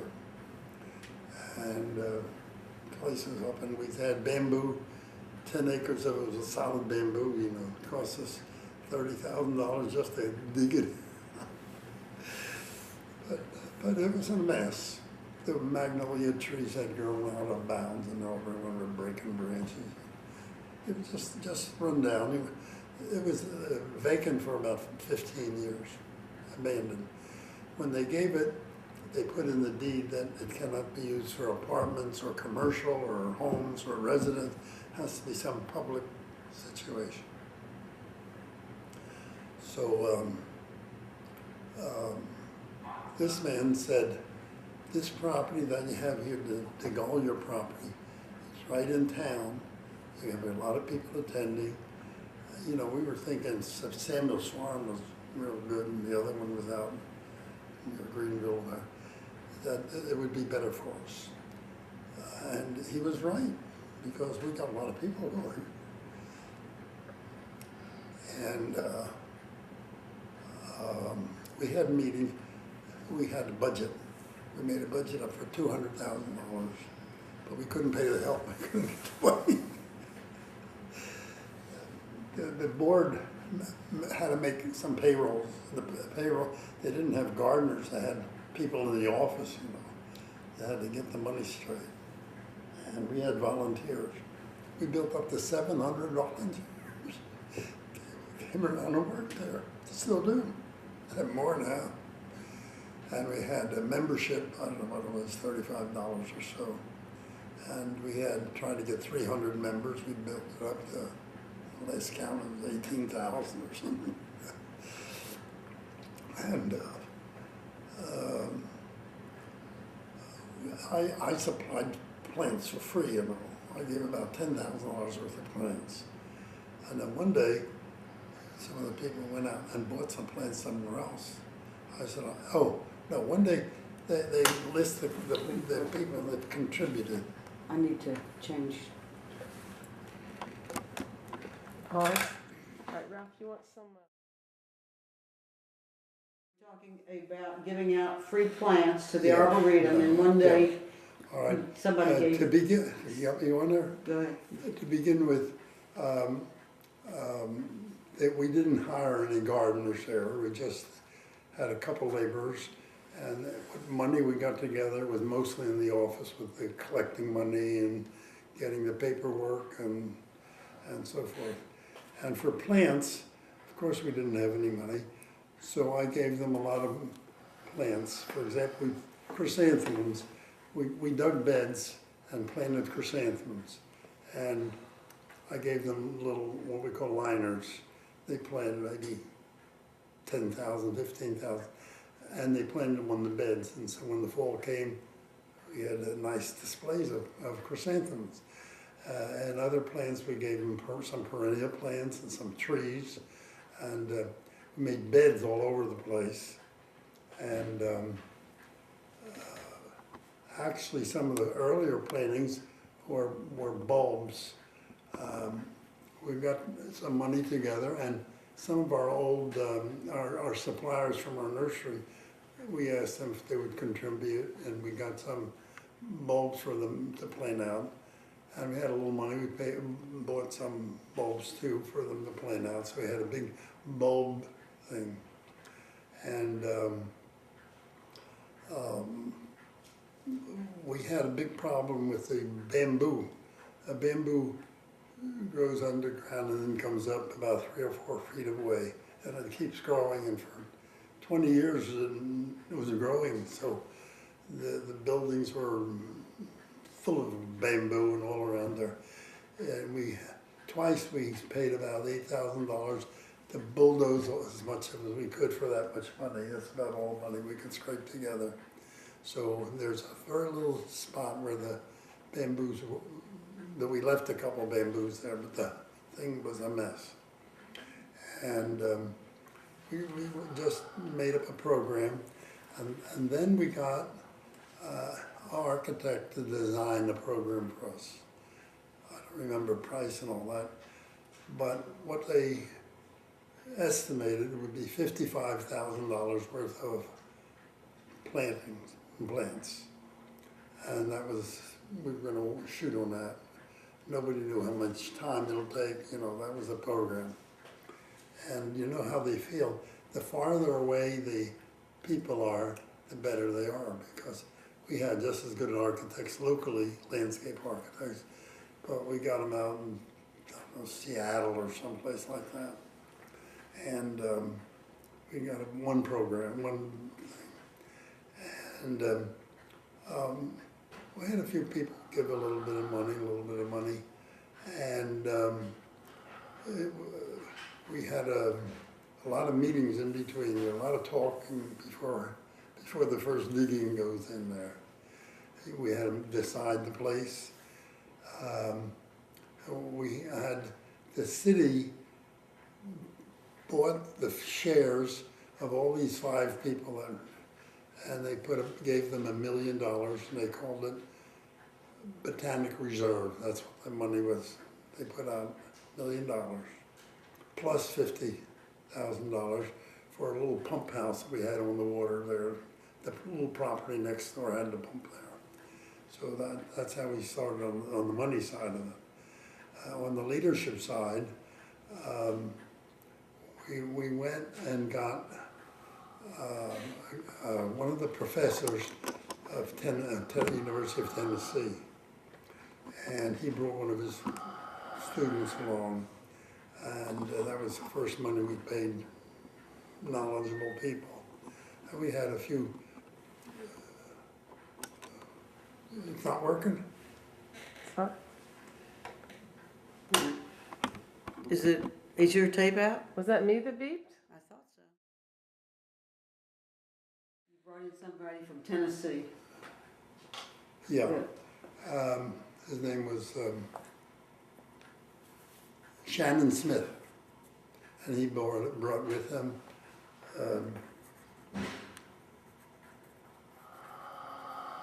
not John Brackman.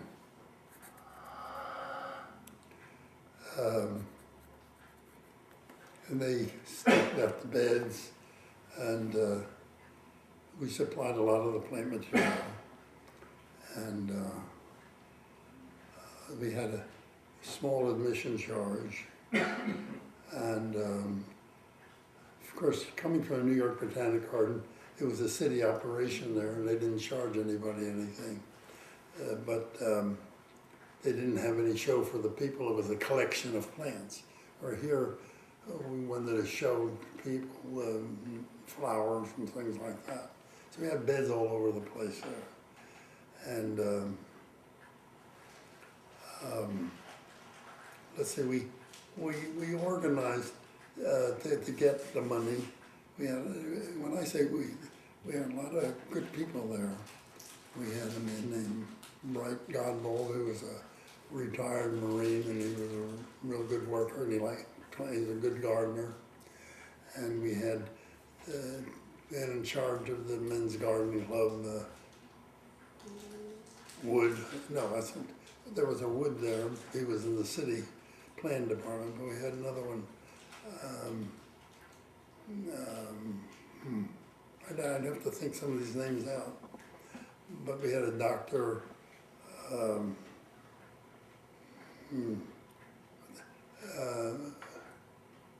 Floyd Norman, who was a pediatrist, and these are gardening people, liked gardening, and they wanted to, they had a name, I think it was Robert Blair. He was some kind of industry, and he bought the cart that takes people around the place, you know, like the golf cart. And we had quite a few people that were interested in there. The women attended the meeting pretty well, and they helped serve the food. You know, we had some kind of food there, and they're very helpful and very cooperative. But the women could have done the whole thing without us. Eventually, they were doing a lot.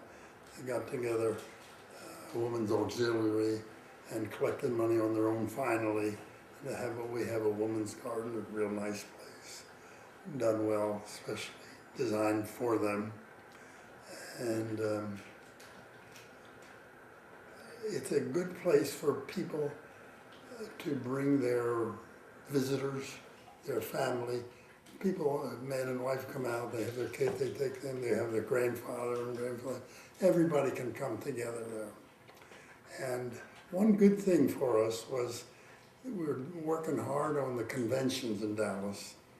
And when they had the conventions, they mentioned in there they can go out and visit the the place.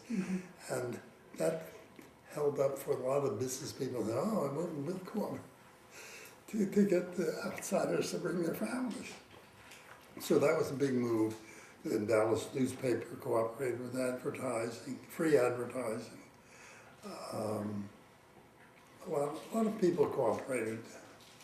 It takes a lot of people, a lot of money to get the thing going.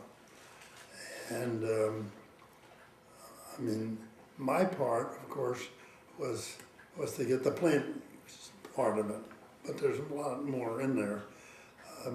Some people were thinking more in terms of a Disney World, you know, where you have visitors come and visit them. I think that's where the business people are more interested.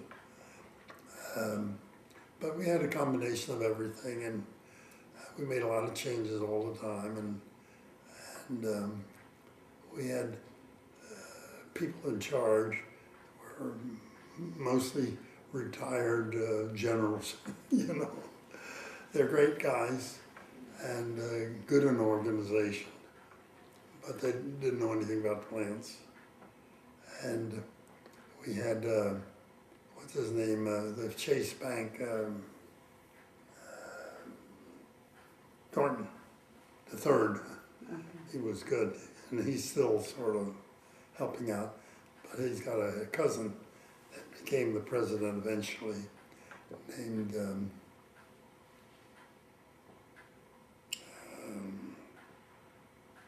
wait a minute, what's her name?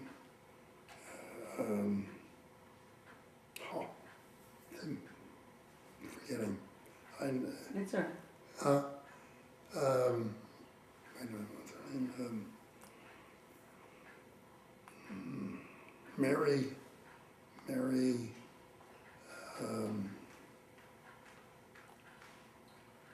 anyway, she's a branch of the Thornton family, real nice, and she's running it, and she's done great things. You know, you have to get a person that helps get the money, and since her family's in the banking business, Chase Bank, they bring get a lot of money. And the budget was hard to get together at $200,000. Now the budget is $8 million, and you always have a surplus. You know, just to give you an idea how it has grown. We have put a lot. We had 2 or 3 additional plans drawn by different architects. And most people in the plant field here have eventually gotten into some sort of phase of the business. Park department, Phil, I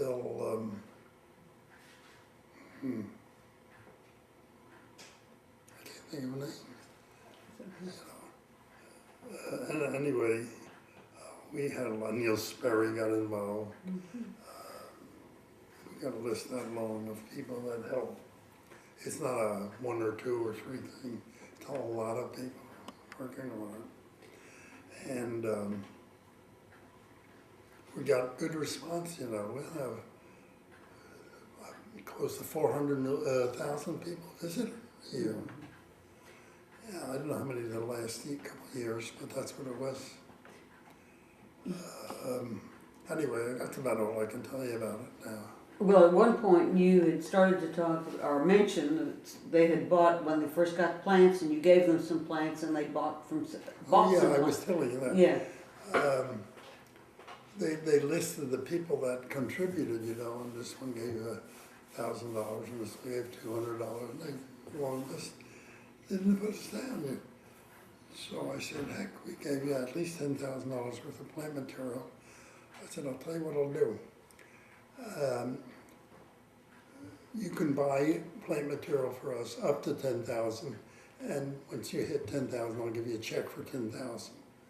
See, if you pay us as you buy them, then I'll give you a country $10,000. So that means I will give you $10,000. So I get on the list because I was giving them the plants. After that, you had no other obligation. But at least I got on the contribution list. But that was a trick in a way But they couldn't argue about that because they were getting it for free anyway. So this way they would pay the bill and then they'd get the money eventually for that. We did that for several years. Now we just give them the $10,000. I give them. And John is on the board. And they made me permanent board of director member. I don't know what that means. I can go to all the meetings. You can only be a board member for 3 years at a time. But I got the free full time. And I get free passes. I get every so often, they send me 100 tickets to give out. And the tickets are $8 admission now and $5 for parking. And with those tickets, you get it for free, you know. So I've been giving them to these old folks' homes and Golden Acres and places like that. And they go every year, they all go to these places. Let's see, I'm glad you mentioned that. I'm sure I left out a lot of stuff.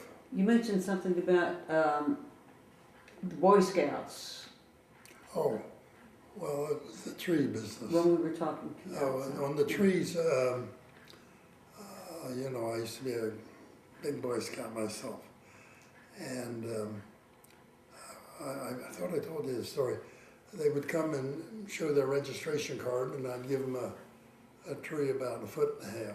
They'd go out and plant it. And a couple of things have happened. The ones, when they hit 6 foot, then I'd have to go in and inspect it. The first tree to get it got awards, Boy Scout flashlight, a Scout axe, you know, various things. And by August, I had them 6 feet tall, some of them. They're the ones that won the prizes. You know, just a little thing like that in the spring. And so I asked them, how come you got the tree growing so fast? He said, I have an apron with fertilizer, and every time I go by it, I throw a little fertilizer. So when you ask me, how do you get my stuff to grow, just throw a little fertilizer. We had a couple incidents. When the lady wanted to move out of the house, the tree was that big, you know, it cost $50 or $100 to move the tree. My son wants me to move the tree. That's his tree. We never moved any, but you know, they felt ownership to the tree. Tell us a little bit about how you met your wife and your family, how you observed within the family and how it's Didn't we go into that at all? a little bit. I don't remember you doing that. I was working in the New York Botanic Garden in the Bronx Park. Half the people are Jews in the area, but in the New York Botanic Garden, there's only one Jewish girl, clerical, in the scientific place. Not another Jewish soul there, mostly Irish and Italian.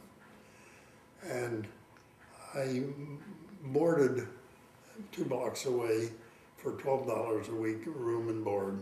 Not lunch included, breakfast and dinner.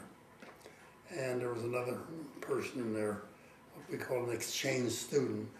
Every year, we would send this person to the Kew Botanic Garden and they would send someone to us, and we would pay and they would pay there. And so we eat together and we talk about what they do and how we do and all that. It was very interesting and educational. And however, you know, and they had libraries. 2 blocks away is always a library. You know, I didn't own a book, but I read a lot, mostly about plants. On the weekends, I used to go in the herbarium there. They had at that time over 1 million dried specimens. Now they got over 5 million of plants collected throughout the world, and in different groups. And you mentioned the name. I could see the dried plant there. I knew how to go through the herbarium, and they had a terrific library, first edition books on botany, and it was an education in itself. Just going there, and I took advantage of it. They must have had 20 botanists there, and they all got about $5,000 a year wages. That's at that time in the late 30s, and Head director got 15,000. Most of them were Westerners, you know, Missouri and Tennessee, and Ohio, and places like that. No Easterners, none from Cornell and all that. And a botanist has a group of plants that he is specializing in. Some of them specialize in areas, you know, like the Caribbean islands, or New Zealand, or Philippines, and others have them by Verbenaceae or Ericaceae, you know, all over the world, and they become the expert. And they write what they call a monograph of all those, say, Vacciniaceae, and they collect specimens. And anybody goes on any expedition, if he has a Vacciniaceae dry specimen, he sends it to them. When they go collecting plants, they try to get about 20 specimens. And the guys that collect them, they don't know all the plants in places that nobody goes. Some of them have been described and are official, and some are what are called new species, nova species, nova. And when they have a new species, they name it after the guy who discovered it. So you have the person that started the whole system of naming was called Carl von Linné, a Swede. So he changed his name to make it scientific, and he called him Carolus Linnaeus. That's how he named all of the plants and all of the animals, had the system, and has been going on. A new species has to be described in a scientific magazine, and the first one that discovers it and describes it, it gets that name. Well, you don't know, there's botanists collecting all over the world. And sometimes a guy thinks he's got a new one, and he names it, another one's got another one. So they trace back, the first one that was published gets the name. The rest are synonyms, they call them. You know, I just say these also were named the same thing, but by different times in different places.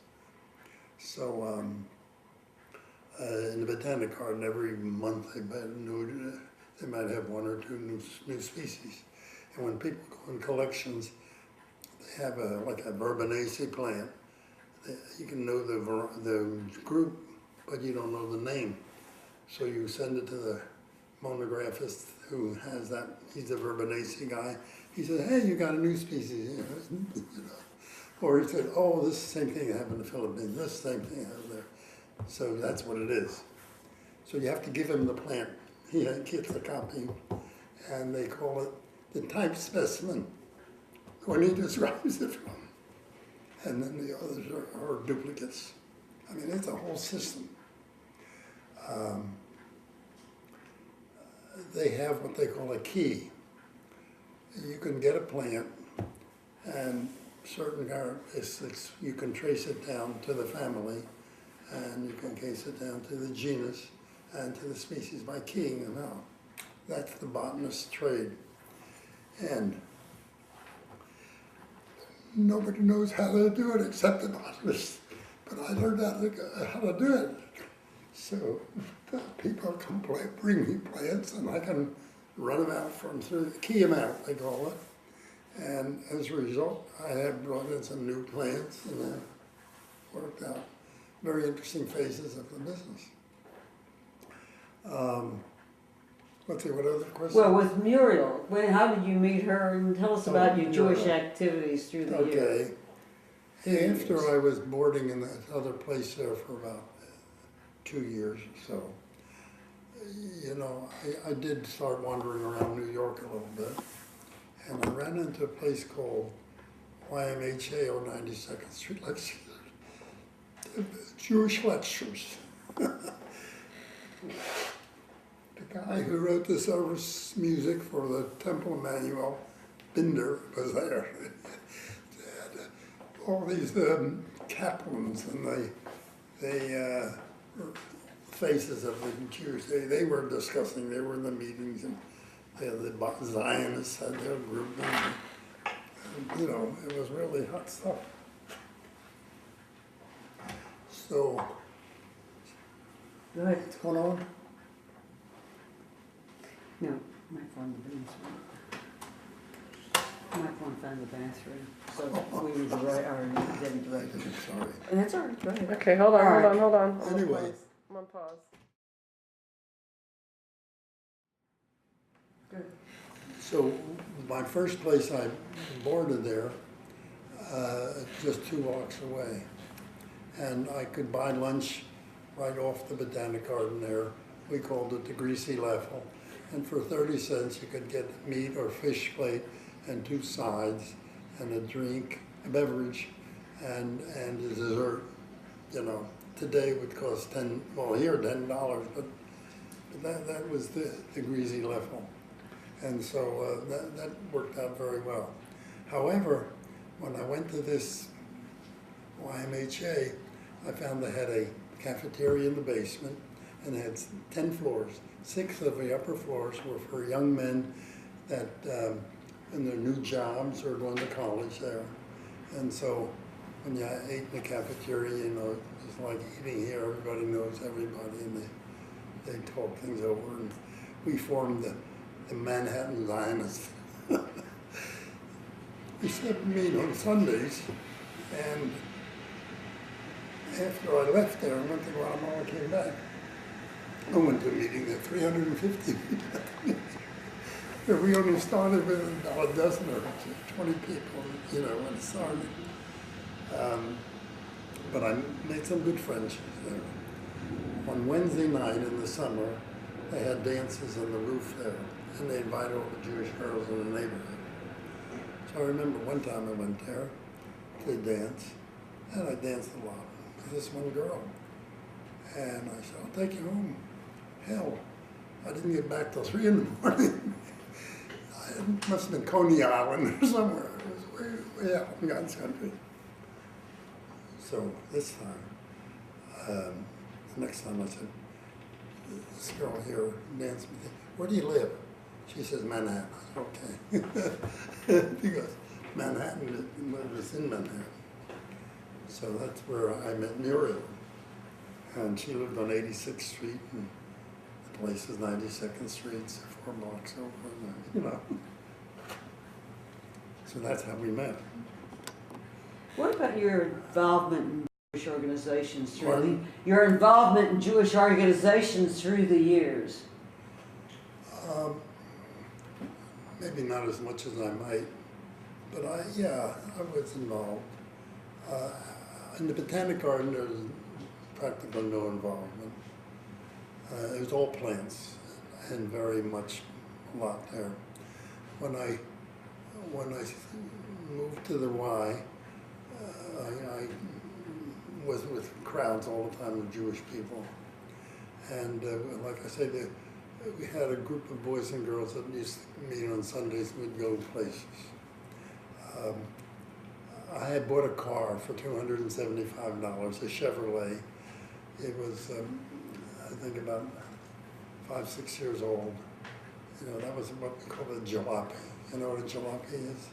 It's before your time. And whenever I went on a trip, I made sure I had an extra battery and these little, what do you call them? Spark plugs? Spark plugs and repellers and a lot of wire. And so I'd use up all my spares. You know, tires weren't nearly as good. I'm from 90 miles away is my home. And I used to travel there.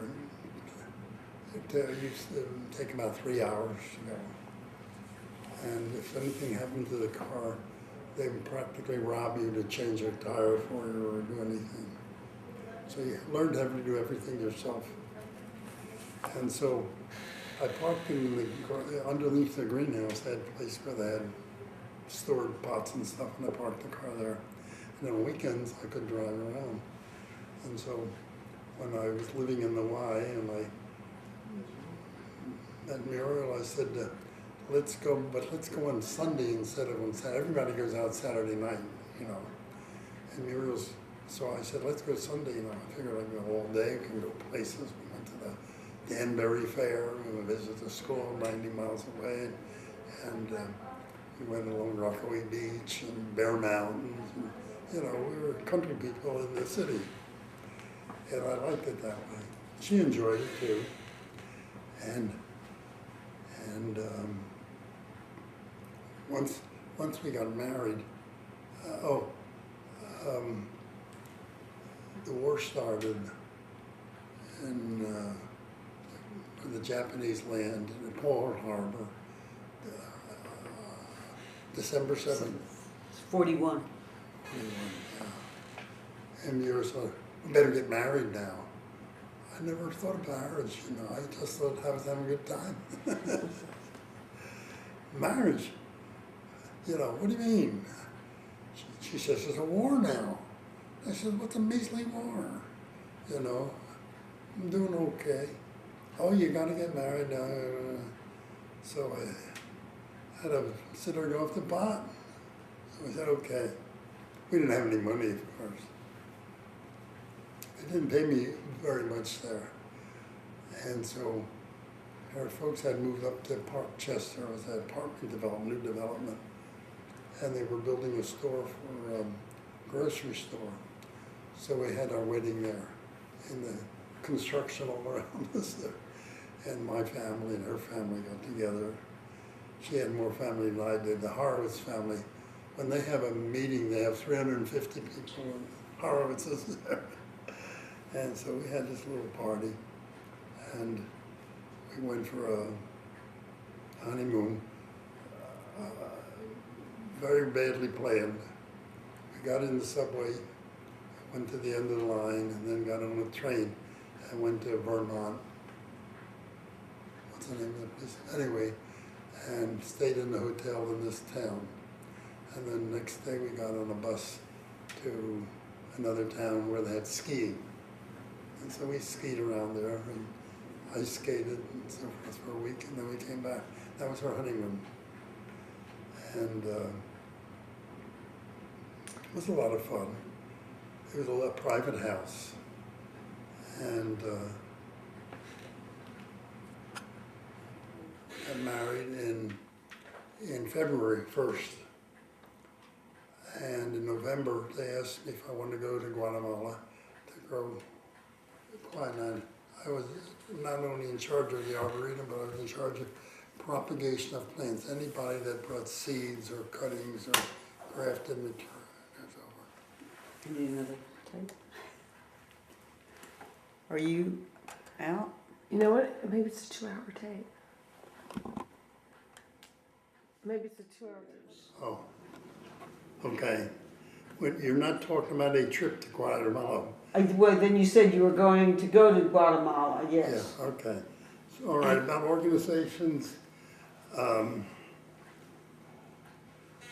While I was living at the Y, made a lot of friends among young Jewish people, boy and girl friends, and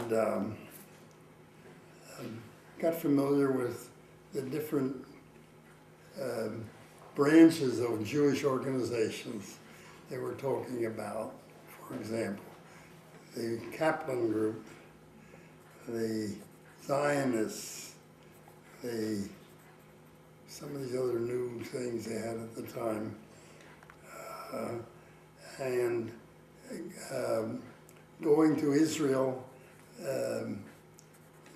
making, what do you call it, aliyah to Israel. And some of the leaders of the Jewish community spoke there all the time. I mean, every day, every week, there was something going on. And it gave me a lot of opportunity to learn about the organizations. One of our groups, we eventually, one of our groups developed into what we call the Manhattan Zionist Club, with about 25 people that met monthly in the Y.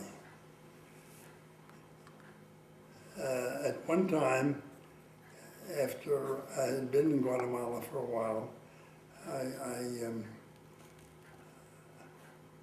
found out that our organization had as many as 350 attendees at their meetings in New York, in Manhattan.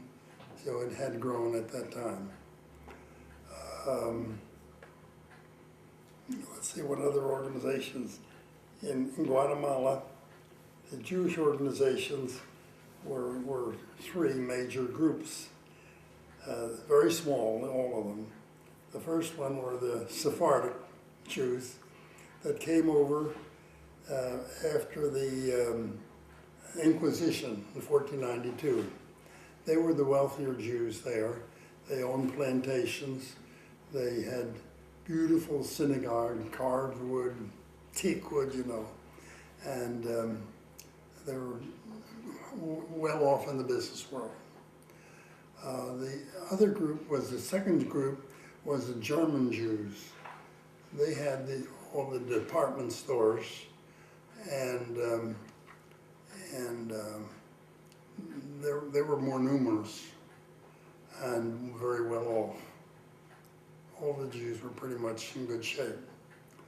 And the third group were what they called the Polacos. And the Polacos came from Poland and Russia.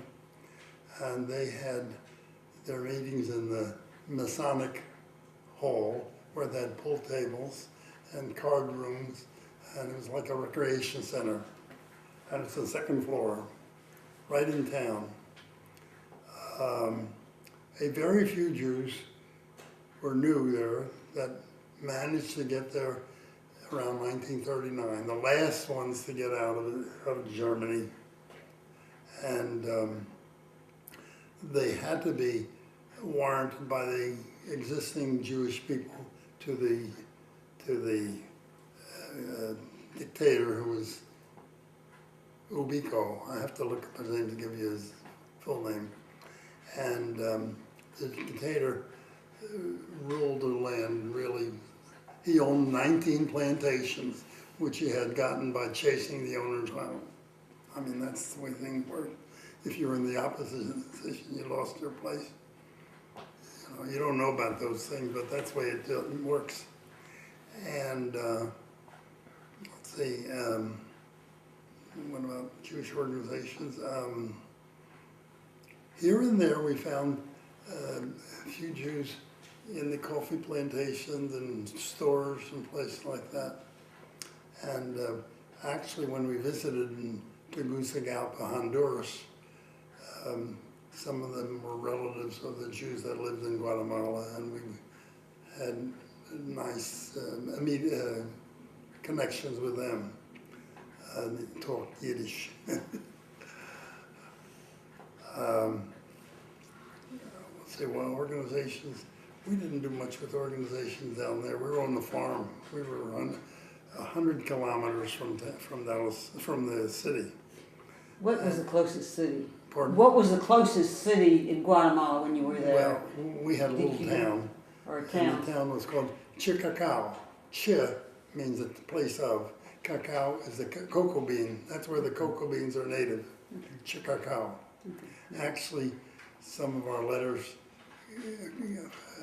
went to from Chicago. It said Chicago on there. We still got them. Let's see.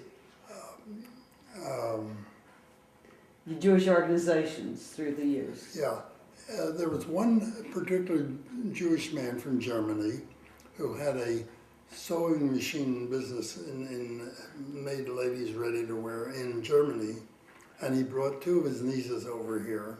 Steinberg was his name, and bought a coffee plantation. And the first thing we heard about him was he had the best coffee plantation around. So we asked him, Mr. Steinberg, how come your coffee plantation is so good? He says, well, the local people know what to do, but they don't do it. But I ask them what to do, they tell me how to do it, and I do it. So he had no diseased plants. They all had diseased plants. He pruned his plants. He bent the branches so they would branch a lot, so they had a lot of beans. He had big yield, and I don't know, I think he had 60 quintals, he said. It's a 100-pound bag, 60 of them, or 60,000, I don't know what, big money, big production. And and he took care of his two nieces, and real nice guy. But I thought it was interesting that he was in the sewing machine business, and he became the best coffee grower. That's true of the nursery business too. There's some good nursery people in this country. Yeah, they're Jews. Mm-hmm. Let's see, what is their question? About the organizations, Jewish Yeah. organizations that he affiliated with through the The years. first organizations actually, when we came back from Guatemala, we wanted to affiliate. Oh, in Guatemala, we had our own services there with this Jewish couple that we brought there. Every Friday night, we read from the Bible. Muriel made the holly. We had Jewish things, and we talked about, we read always something. And it was very nice. Way out in the wild of Guatemala. But anyway, when we came back, we wanted to affiliate because being away from things. So we went to the Shereth Israel, and we went to the Temple Emmanuel. And the Shereth Israel, we got there the first time was when they had the the holiday. What's the holiday in the Rosh Hashanah? spring? Oh, in the spring? Pesach? Passover. Passover? Okay. And the sermon was about money, how they needed money to do this, and how they needed money to do that, and money. It seemed like it was a campaign for money. Who was the rabbi? Do you remember the rabbi? Gold. That was later. I'm not sure. Silverman? Who? Silverman, maybe? Could have been. Could have been Silverman. Okay, go ahead. Rabbi And so Silverman. we went to the temple. And the temple, they were singing My Country 'Tis of Thee. And everything was in English. They were mostly the German Jews, and the storekeepers. They're all Goldbergs and Goldenstein and fine gold. They're all interrelated, This one married that one's daughter, and he's, you know what I mean? You know what I mean. And newcomers, nobody saw us. Nobody talked to us. They all had a lot, very close with their friends. But a newcomer, he could sit out there and nobody would say hello to him. So we didn't know what to do. And so we didn't have money to count on. So we thought we would, they had this Rabbi Olin had just come. And they talked highly of him. So he was from Massachusetts, can't remember the name of the town. Anyway. Worcester. Huh? He was from Worcester, Massachusetts, Worcester, and it may have been Rabbi Weisfeld. Yeah, and he was spoke sheriff. well. And he had, during the services when they had a kid, we took our kids to Sunday school, he had a little class of and Muriel had been reading a lot on the plantation, with 4 servants and wonderful climate, never higher than 80, never lower than 60, ideal climate. Every day the sun shone, but from noontime it started to rain, and by 3 o'clock it stopped, and then it was sunset and nice, side of the mountain, you look right out into the ocean. You couldn't better place. And so she enjoyed it a lot. You couldn't drive around the place, you had to go in a mule. A horse wasn't safe. A horse will go and break a neck, but a mule won't go if it's not safe. So that's why we use mules to transportation, to get around. And Muriel did get around. The nearest neighbor was about 1.5 miles away. And she'd go on a mule with a little boy with a machete, clearing the way wherever stuff was. And so she met the neighbors, somebody knocked at the door, oh, I'm your neighbor. Yeah, this is your house, this is your casa. And so they treated you very nicely. And they used to have barbecues there. They dug a big pit in the ground there. They built a fireplace there. And then they would take this animal and put him in there and with the ashes and more fire on top of them. They'd roast them for a few hours, and then they would serve the animal. And the way they were they would sit on the porch there. They had porches all around the place with their guns, and then have the Indians chase the deer so they'd go by so he could. You know, it was like that. You know, it was wild. So the party there, when they had a party, they didn't go home at 9 o'clock or 10 o'clock or 12. It was around the clock. 10 at 9 at night, 10 at midnight, 2 o'clock, 3 o'clock. They're dancing or sleeping around or listening to music or something. It's a whole time. Sometimes they last 2 full days. But they know how to party. So that was another thing. And what about the Jewish organizations when you came to Dallas and after going to Temple Emmanuel? What did you do? Yeah, well, How was first that? thing, What'd you do? everybody's talking money, campaign, like they still do. And so they gave me some 5 envelopes, and they didn't give me the guys, the big givers, you know, they gave me the guys. Everyone, you know, would be surprised, but every Jewish man that worked, I couldn't reach them until 9 o'clock at night. They were all busy, you know, wherever they were, they stayed, didn't come home till 8, 9 o'clock at night. And they gave, you know, $100, $200, but they gave. Some of the wealthier ones didn't give, but some of the hardworking Jewish guys gave. And so I would go around and collect from these people. But I got all the small givers, not the big ones. What campaign was that for? God knows. Was it for Federation. Federation or it was Federation or was it? Federation. Okay. Yeah. It was organized. Jewish Federation was that? They had a piece of, what do you call it, their card for each guy. We'll give you 5 cards. You don't know the guys, but we didn't know anybody, so we took 5 cards. We met the people. They were all very nice, and most of them gave. Mm-hmm. You know, it wasn't a matter of mañana, they gave. I was surprised. These guys working so late and all, and they expected you. They treated you nice. Mm-hmm. They still do, I guess. Mm-hmm. Mm-hmm. But we didn't have much money, you know. When you start a business, the amount of money we had was nothing, really. And I remember after we were there about 6 months, and came to our season, mm-hmm. The help didn't come on Saturday and Sunday. First of all, they said they'd come Saturday, but it didn't show up.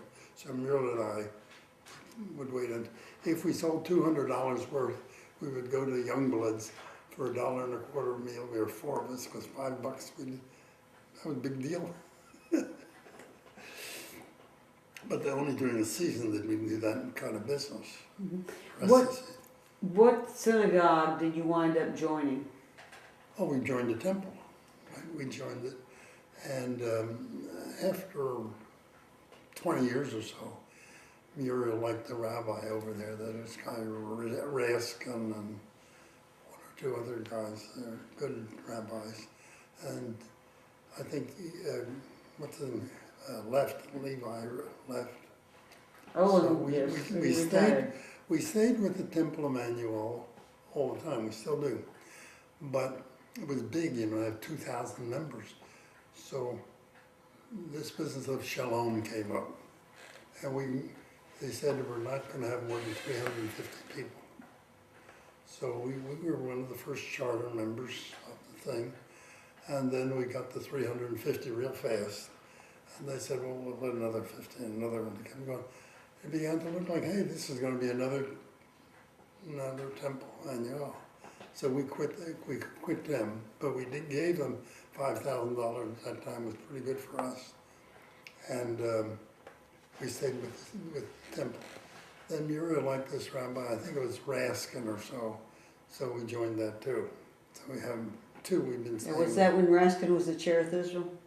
He was, yeah, with the chair, when he was with the chair of Israel.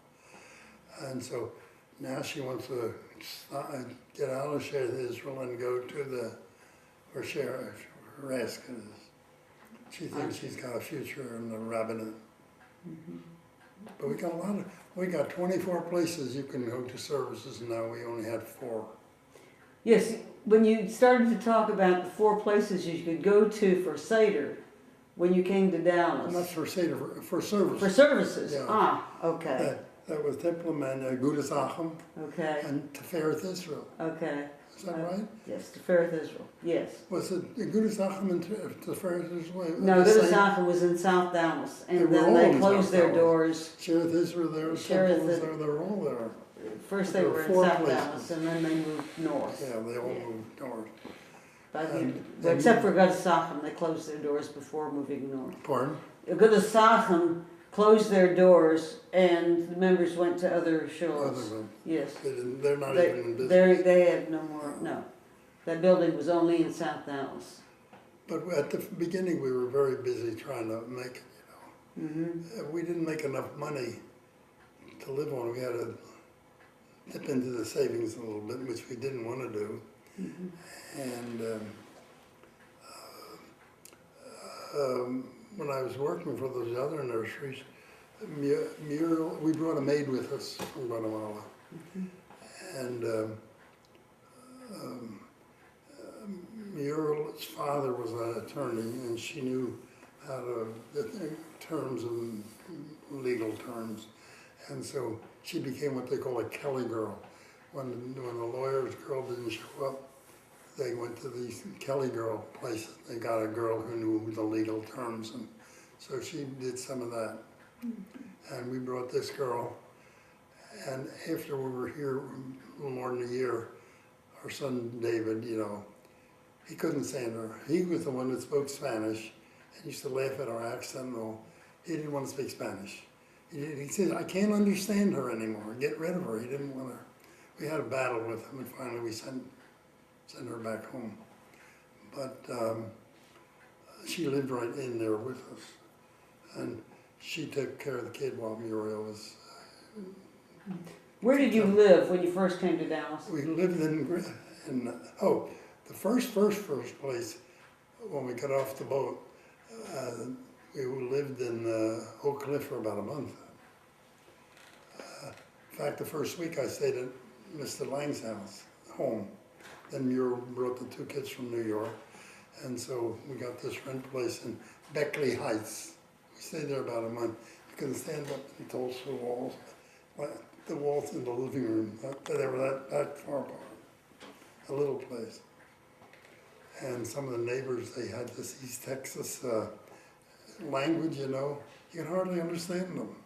We didn't anyway. And then we found this place on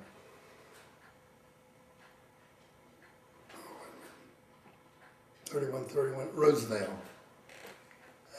Right where the tower's not there anymore. They built an apartment house now, but $11,500 and gave them $3,000 down, and lived there about 3 years. About what year? That was what year? Let's see, we bought it in 1950, and we moved out about 1953 or so, and we kept it for a couple of years. And the one who found us the house was Miller. What's his name? Bob Beer. And he's a real nice guy, Bob. And then he sold it for us later on for $15,000. But the house we bought next to the nursery cost us $26,000. And when we moved out of that 29 years later, we got $180,000 for it. Now it's worth $300,000. Where was the house in the other nursery? Oh, in Lavendale. Okay. Lavendale. After Lavendale was where Royal Lane is now. That was all Cruz property. They had Aberdeen Angus cattle there. You know, I used to get up in the morning, look at that, and see these big cattle out there, wondering whether they were on one side of the fence or the other. It was sure. You know, ever see the horns about 10 feet across. It's a big deal. But that was the Caruth property. And then they built that. We thought our place was going into Expressway, North Haven. But then they went and built Royal Lane, and that became the main cross thing. And tried to zone our area all residential. That's where we had the problem. They're telling you where you went, but we were there before. So legally, we were right. And then after Lavendale, when did you move from Lavendale? When and where did you move From to, Lavendale? from Lavendale? We moved on where we just moved from Pine Forest. Pine Forest, we lived there 25 years. And we did a lot of big closets there. We never emptied them out yet. You know, people accumulate stuff. It's amazing. Things like that. I never even opened the damn thing. Why do I buy it? Or maybe one of the kids gave it to me. But I found it. When did you come to the Lavendale, to the Legacy? When did you come to the Legacy? How long have you lived August here? this year. I'm sorry? August? August this year. We're not fully here. We got half our stuff over there. See, we haven't even, there's going to be a piano there, and we got a record collection, and we haven't moved in yet. I don't want to bring that stuff. I say nobody plays the piano. You're the ones that. What about the kids as they grew? Now, did they go to religious school? What was their Jewish education like? David, when he came, he was 5.5. So he went to University Park School on Lover's Lane. And he made some friends there. He's very friend conscious. He always has a boyfriend. They run around together. And he didn't, the reason he wanted to get rid of the maid, he didn't want to be different. He says, it's Spanish, he doesn't want to have anything to do with it. He's what I call a conformist. John was only 6 months old when he came, so he doesn't remember anything from the old country. He didn't speak when he came here. What other questions do you have? The Jewish education that the kids got. Oh. Well, they had Sunday school at Temple Emmanuel. That's where they both went. And both kids were confirmed and bar mitzvah, you know. They didn't have bar mitzvahs at the beginning, I think. It was just confirmation. They had both. And Muriel's family, the Horowitz family, are much real religious Jewish people. They made the matzah, and they came a little earlier than a lot of other Jews, and they started their business down in Delancey Street, but they moved to Long Island, and they went in the matzah business, got big.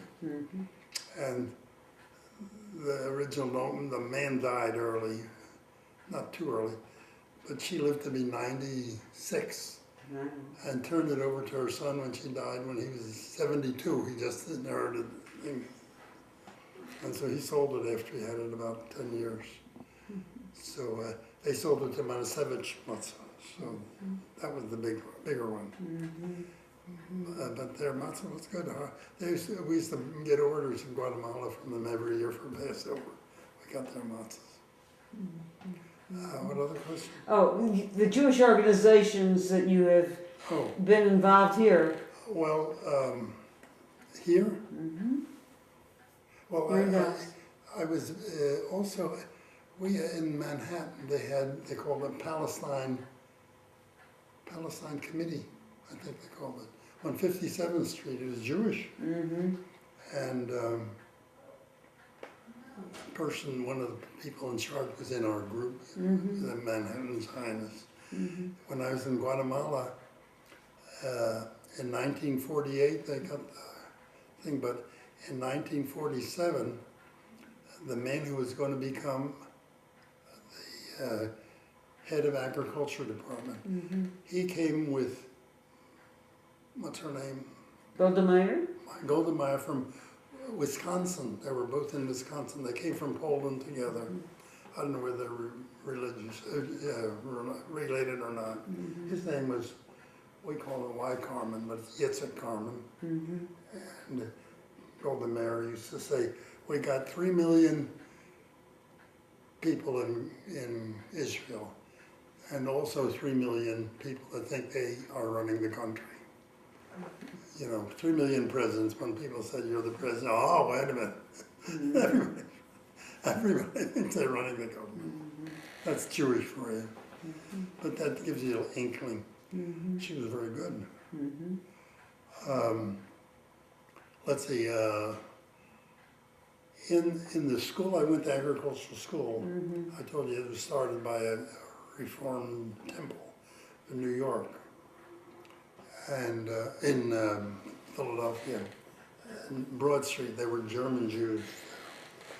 And thought that the Jewish people weren't allowed to own land and farmland in Russia or Poland. So here they think they ought to have it. So that's where I went. And it's a 3-year course. You stayed there all the time. And they thought at first that they didn't know much about farming, of course. And they thought that they could earn enough money to run the school. Well, they only earned about 35% of the costs. So the people contributed.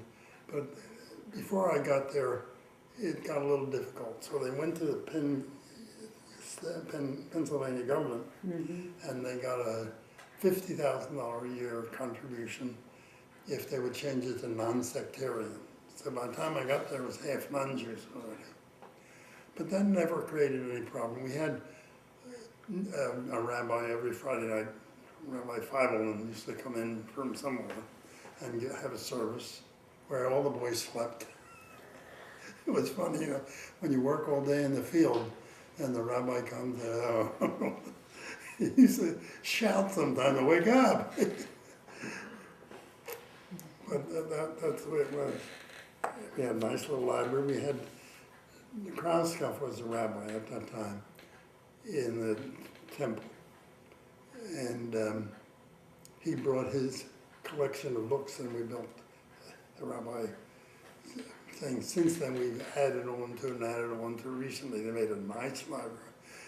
I don't know how many people the students had, but when I was there it was 160 altogether. And I think they have 12,000 the last I heard of them. But it's full college now. They teach over the sciences, and before it wasn't a accredited college, just a trade school more or less. But we did everything. We ran the tractors, we plowed. The only people they paid were the instructors, and the rest were all students. There was a step in between where they paid farmers to come and do the farming. Let's see, more organizations.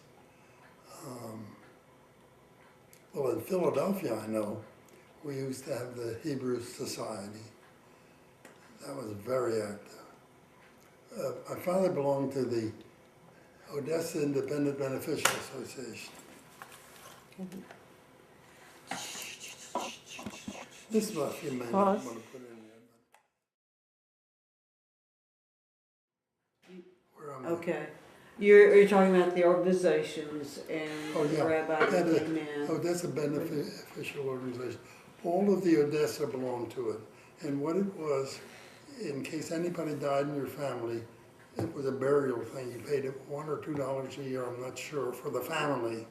So if anybody died, they had a plot in the cemetery up North Philadelphia, and you got buried there.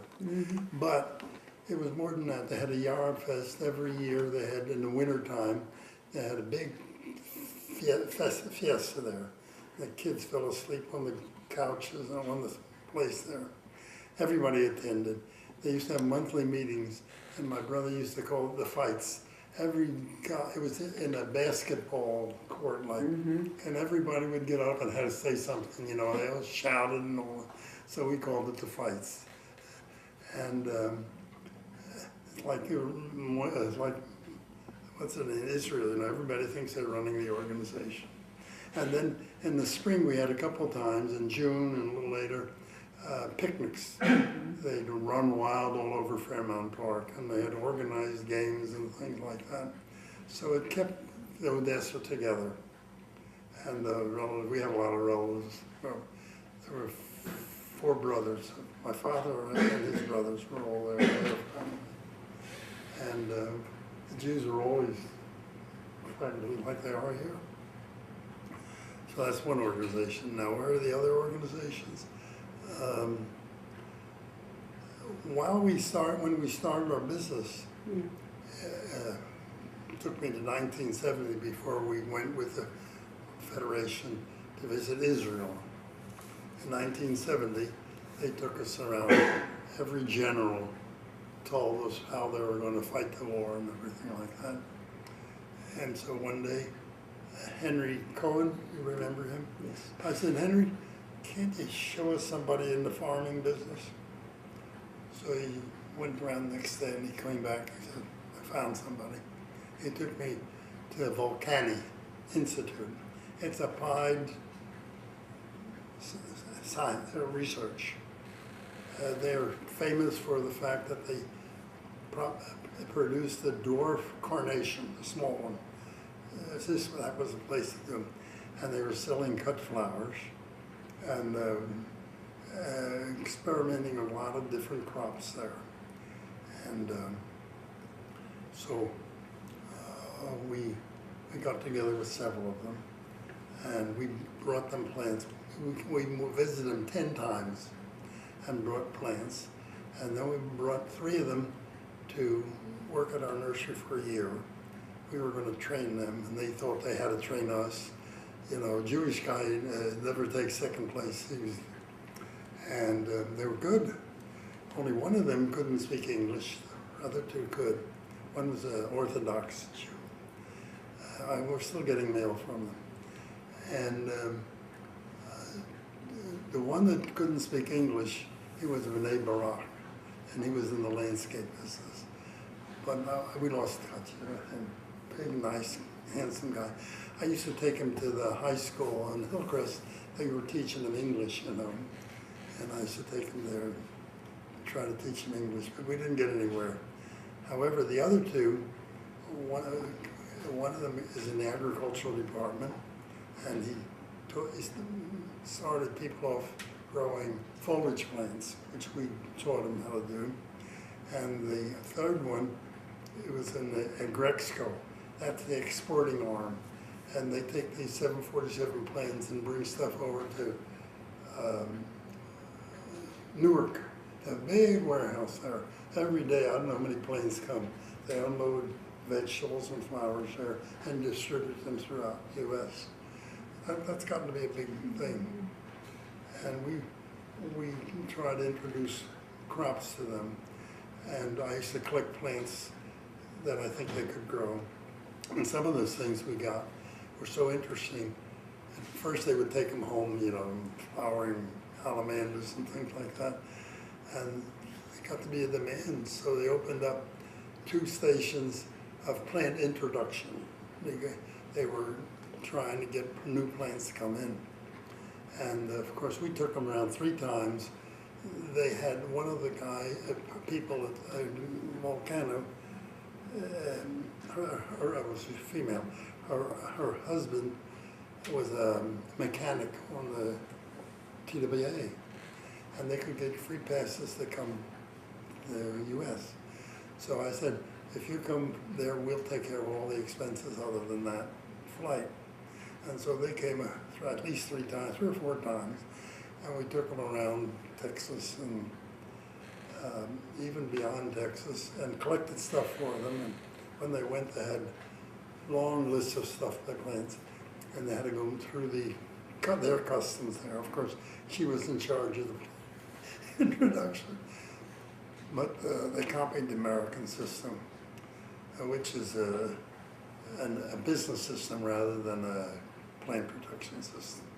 They wanted to keep out certain products. So they said you can't send any plants with roots in soil. So you can send cut flower. You get diseases on the cut flowers just like you do on the roots and soil. But they wanted to keep that competition out, mainly growing azaleas. So the Dutch farmers came over here in the U.S. and So all our Dutch azalea growers are in the U.S. yet. Anyway, we got them a lot of plants. And I visited all their nurseries. And I used to help them a little bit. But now when I go, the last time I go, find out what they're doing, because a lot of things are way ahead of us in what do you call them? Cell structure and changing the structure of the flowers. They make the pomegranates, have all those seeds in there. Right. They make it like a orange juice inside now. You eat them like, the seeds don't bother you. They got 50 varieties or more of pomegranates that are all special. And they have done that with so many plants. They're really way ahead of the rest of the country and the world, actually. What about, I believe you've been active in B'nai B'rith and an ADL and an organization. Well, we've been members of those things, but we haven't been really. Which other ones? ADL? Anti-Defamation League. League? ADL, we used to go all their meetings in New York. What about in Dallas? Well, that's where their annual meetings were in New York.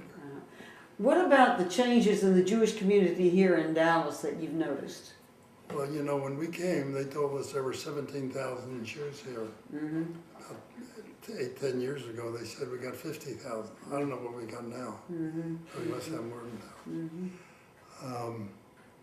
When, this business, the Galveston plan, Mm-hmm. this guy, Jacob Schiff, Mm-hmm. he was originally, their family from Frankfurt, Germany, Mm-hmm. and they were in the money business. Mm-hmm. When people, the Jews have a story of having a lot of money and lending it to people, the bankers, the Rothschilds and the Warburgs and the, all these Jewish places. What they used to do, they would pool their money. They supplied the Kaiser with money to fight the Franco-Prussian War. When the Japanese attacked the Russians, they supplied a lot of the money to win the war. The Japanese won that Russian war. Even in Philadelphia, they had this family.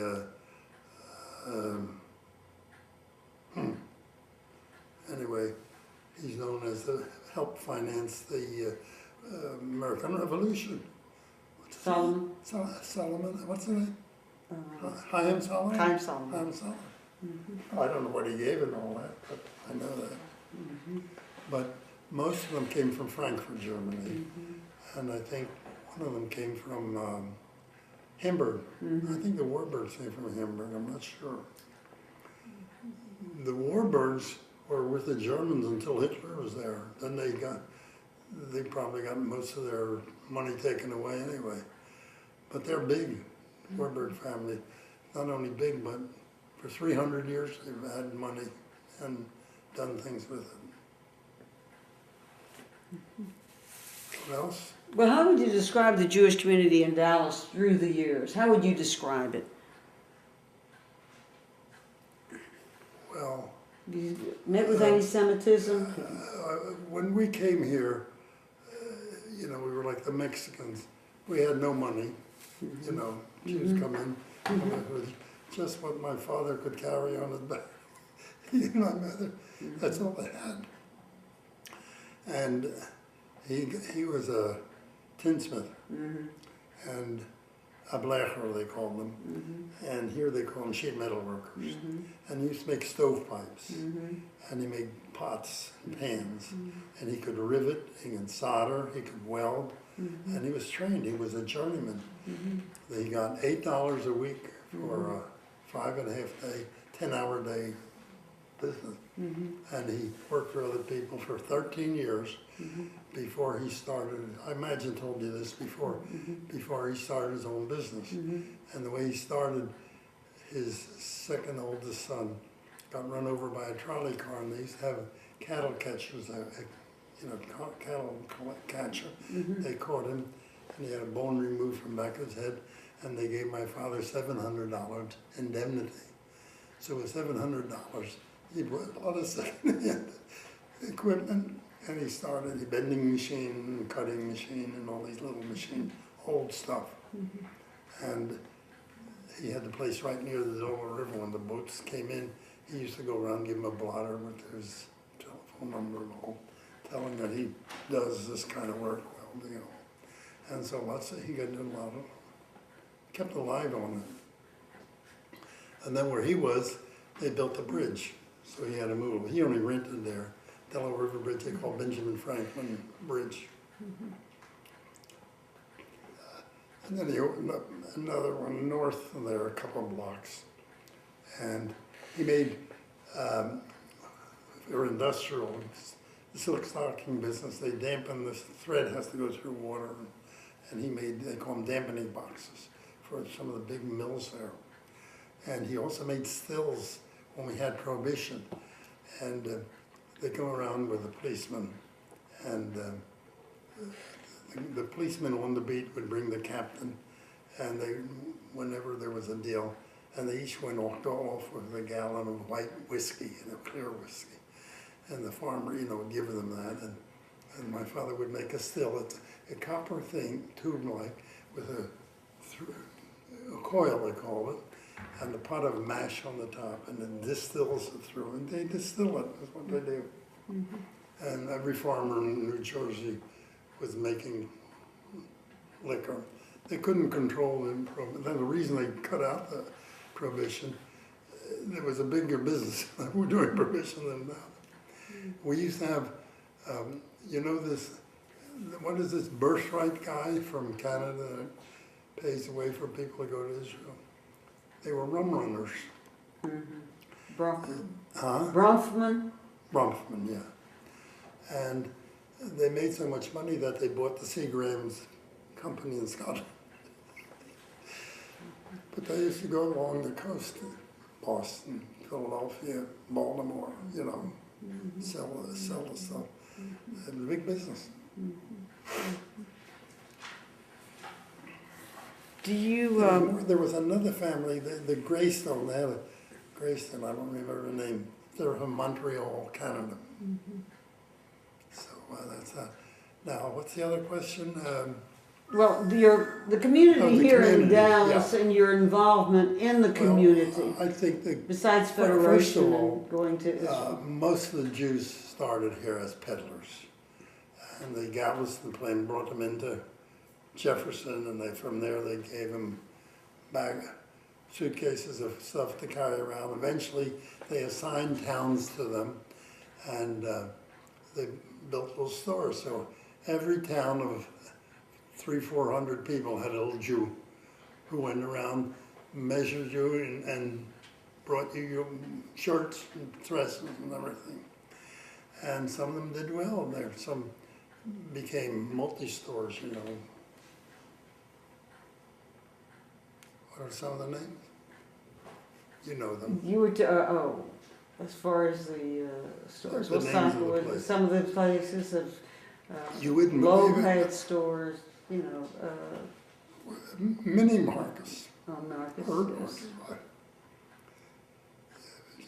Her real Jewish mama, and she liked plants. And so she used to come around a lot. And I didn't have much money, so when I built the shade house, I used what they call number 4 lumber. Number 4 lumber has about 2 knots every foot. When it rains, it all warps like this. And she came in there one day and she said, this reminds me of my husband's business in Sanger, Texas. Would you believe that? Yes, yes. And one thing in being Jewish, I never thought of it, I was working with Goyim most of the time, and people all over, very few people, Jews in the business. There's some real good ones. Anyway, let's see, what was I going to tell you? people like Elsa Hirsch, remember her? Oh, yes. She had a garden club. And all these nice young marrieds like you would be part of the club because you learn how to arrange flowers and how to do it in the garden. She had quite a following. And she said, you got to go to Ralph. So I got a lot of Jewish business just for being Jewish. So you say, what about the Jewish community? I have no complaints. But I have never, I never was a bar mitzvah. None of our family. We have 4 boys, none of our sons were all bar mitzvah. So without money, it's not easy to. We didn't join any Jewish, or on the holidays we used to stand outside of the synagogues. You ever, there used to be 100 people outside and 100 people inside. Never learned to read Hebrew, although my mother paid, we call him the rabbi, however the beard I had, but just an old Jewish Orthodox guy would come around, we'd pay him very little, and he'd sit there, half asleep. And I was thinking of the guys playing ball up the swing there, and when an hour came up, I ran out the back door. It never dawned on me I had to learn something. I just had to sit there. So I would say I wasn't very Jewish. But in lifetime, I found I don't have to ask if you're Jewish. I asked what charity. Where do you volunteer? And every Jew does something. Every Jew. The poorer they are, the more they do. You know that? So, I know that Jews have to give. I mean, they do, and they have to. And that's a sign.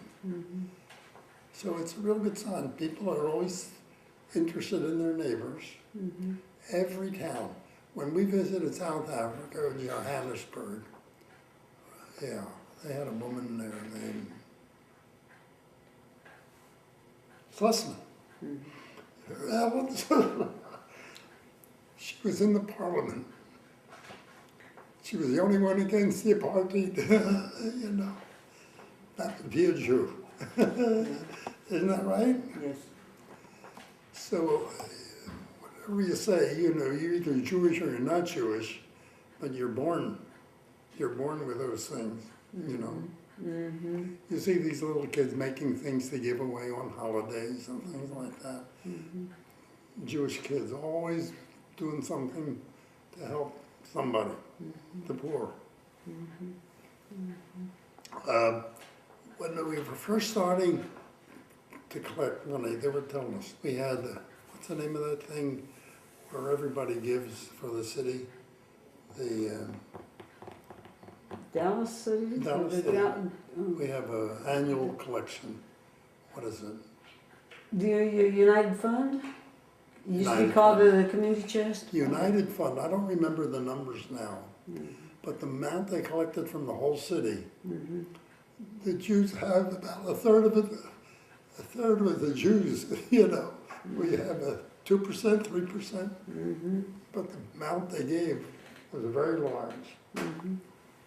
Even recently, the Jewish Family Service, all of a sudden that 4,000 people, blacks mostly, they took care of during the Katrina.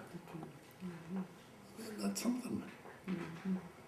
In fact, a lot of the non-Jews that were helping came to the Jews to help if they want to help them. So they know that money is going to be used well. So it's good to be a Jew because you're fulfilling what you have to fulfill. What else? You noted, you Great showed stuff. us, That was beautiful. Is that on? the last furrow is the name of the annual, and it's the National Farm School, and the annual is from 1937. Yeah, that's what I got. Now, here is Ralph Pinkus. Can you do it that far apart away? Are you getting it? Okay. Okay. All right. Is there any I thing want else? to tell you something about this. Yes. You know what, The let reason I Ralph, have it Ralph, out- have him read it. I can't. What do you want me to do? She wants you to read this.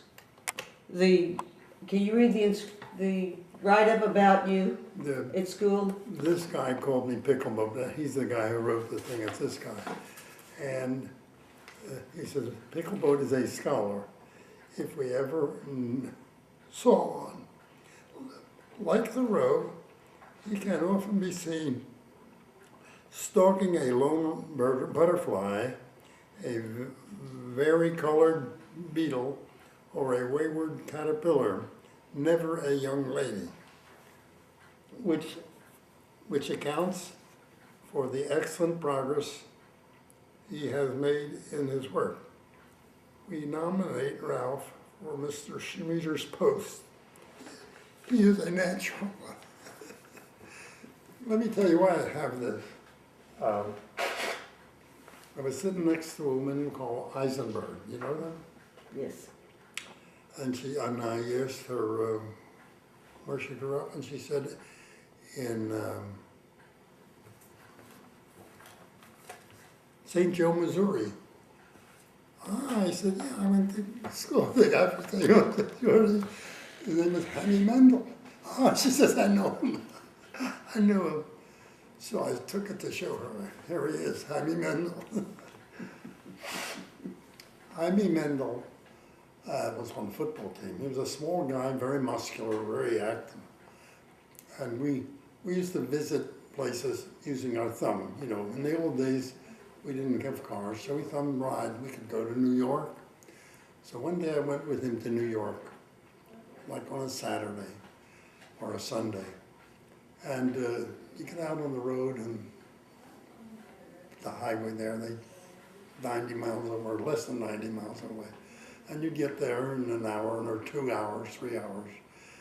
And so we got on New York and we went on the subway. Now he was a football player, a tackle, you know, the tough job. So the car pulls in the station and the doors open and he and I were standing there. Everybody comes in and jams in there. Oh, he said, oh, let him go, I'll get the next one, you know. So the next one came along, and it's the same thing. So he said, hey, the conductor, no, he puts his knee up against them and pushes you in there so they can close the door. So he wanted to get in, and boy, he just charged there like a tackle. He said, you ain't gonna let this one go by. You know, he was a country boy, St. Joe. Right. I'd never been to St. Joe. But I was telling this woman about it, so I wanted to see if that's the one. And she said, that's him. Is there anything else you'd like to add? That's what it means to be Jewish. Huh? Is there anything else you'd like to add? Oh, I don't know. And do you have memorabilia that you could let us borrow from Dallas The Jewish what? Historical Society? Do you have memorabilia? Is there anything else you'd like to add? And do you have memorabilia you would like to let us have for the Jewish Historical Society? Well, the one main thing was that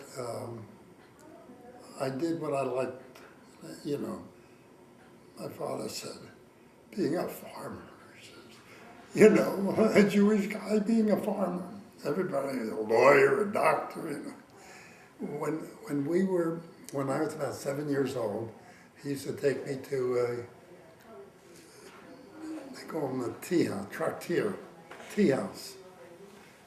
And, yeah, well, it's a Turkish bath next to it.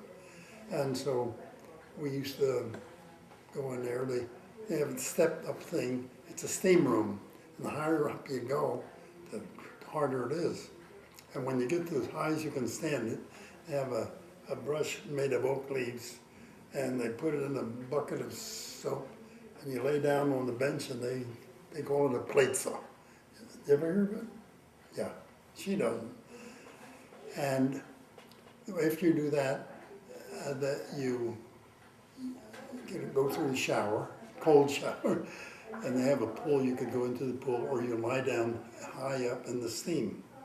And after a while, you dress and eat in the restaurant, and you eat naed. What do you call naed? Garbanzo beans. Naheed. Yeah. Naed. Naheed, yeah. And miscellaneous, and herring. You know. So it's sort of a Jewish meal. We still eat the same Arbus. things in the delicatessen. Lax and bagel and all that. In Yiddish it was called arbus. The beans, the garbanzo beans were called arbus. Yeah. So we used to go there. But when we were sitting down to eat, a lot of the friends, they all sit together, you know, and they talk. And this guy was a balagula. You know what a balagula is? A teamster. And this guy was janitor or something. They all had jobs or just about eked out a living. But they started talking about their kids. And my son's in Princeton, you know. My son at NYU. My son just graduated, he's a professor. Every one of them is a doctor, a lawyer, a professor. And these guys were nothing. You know that? And even today, when I talk to these people, women, I say, how come you're here, you know? This, like, well, I got two sons, you know. What do they do? One is a lawyer. One's a doctor. You know what I mean? And I can't help but think how all these poor people lived in such filth and poorness, and they were so capable of doing so much. In this country, some of the biggest companies are the finances are nearly all run by Jews. You're not playing now, is it? No, go ahead, finish your statement. We'll just wind up. Okay. Nearly, some of the biggest companies are run by Jews. However, some of the people that run the companies have their key people are Jews. For example, Perot, his chief guy was a Jew. And the Radio Shack, Applebaum was the chief guy. In TI, we used to have some friends, and when we formed the Shalom, Jewish guys were managers in the place there, in the TI. So they used Jews as the second management or something like that. But to throw out the whole town. So we've supplied women mayors here, and we've supplied some of the top positions. One day we'll really have a president. But up until now, I'll bet a big number of the advisors are in what they call the think tank and advise the politicians of which way to go. Rubin on Treasury, you know, Reich, another one of those guys. All these guys are Jewish and that keep the keel of the boat steady. We thank you. Very good.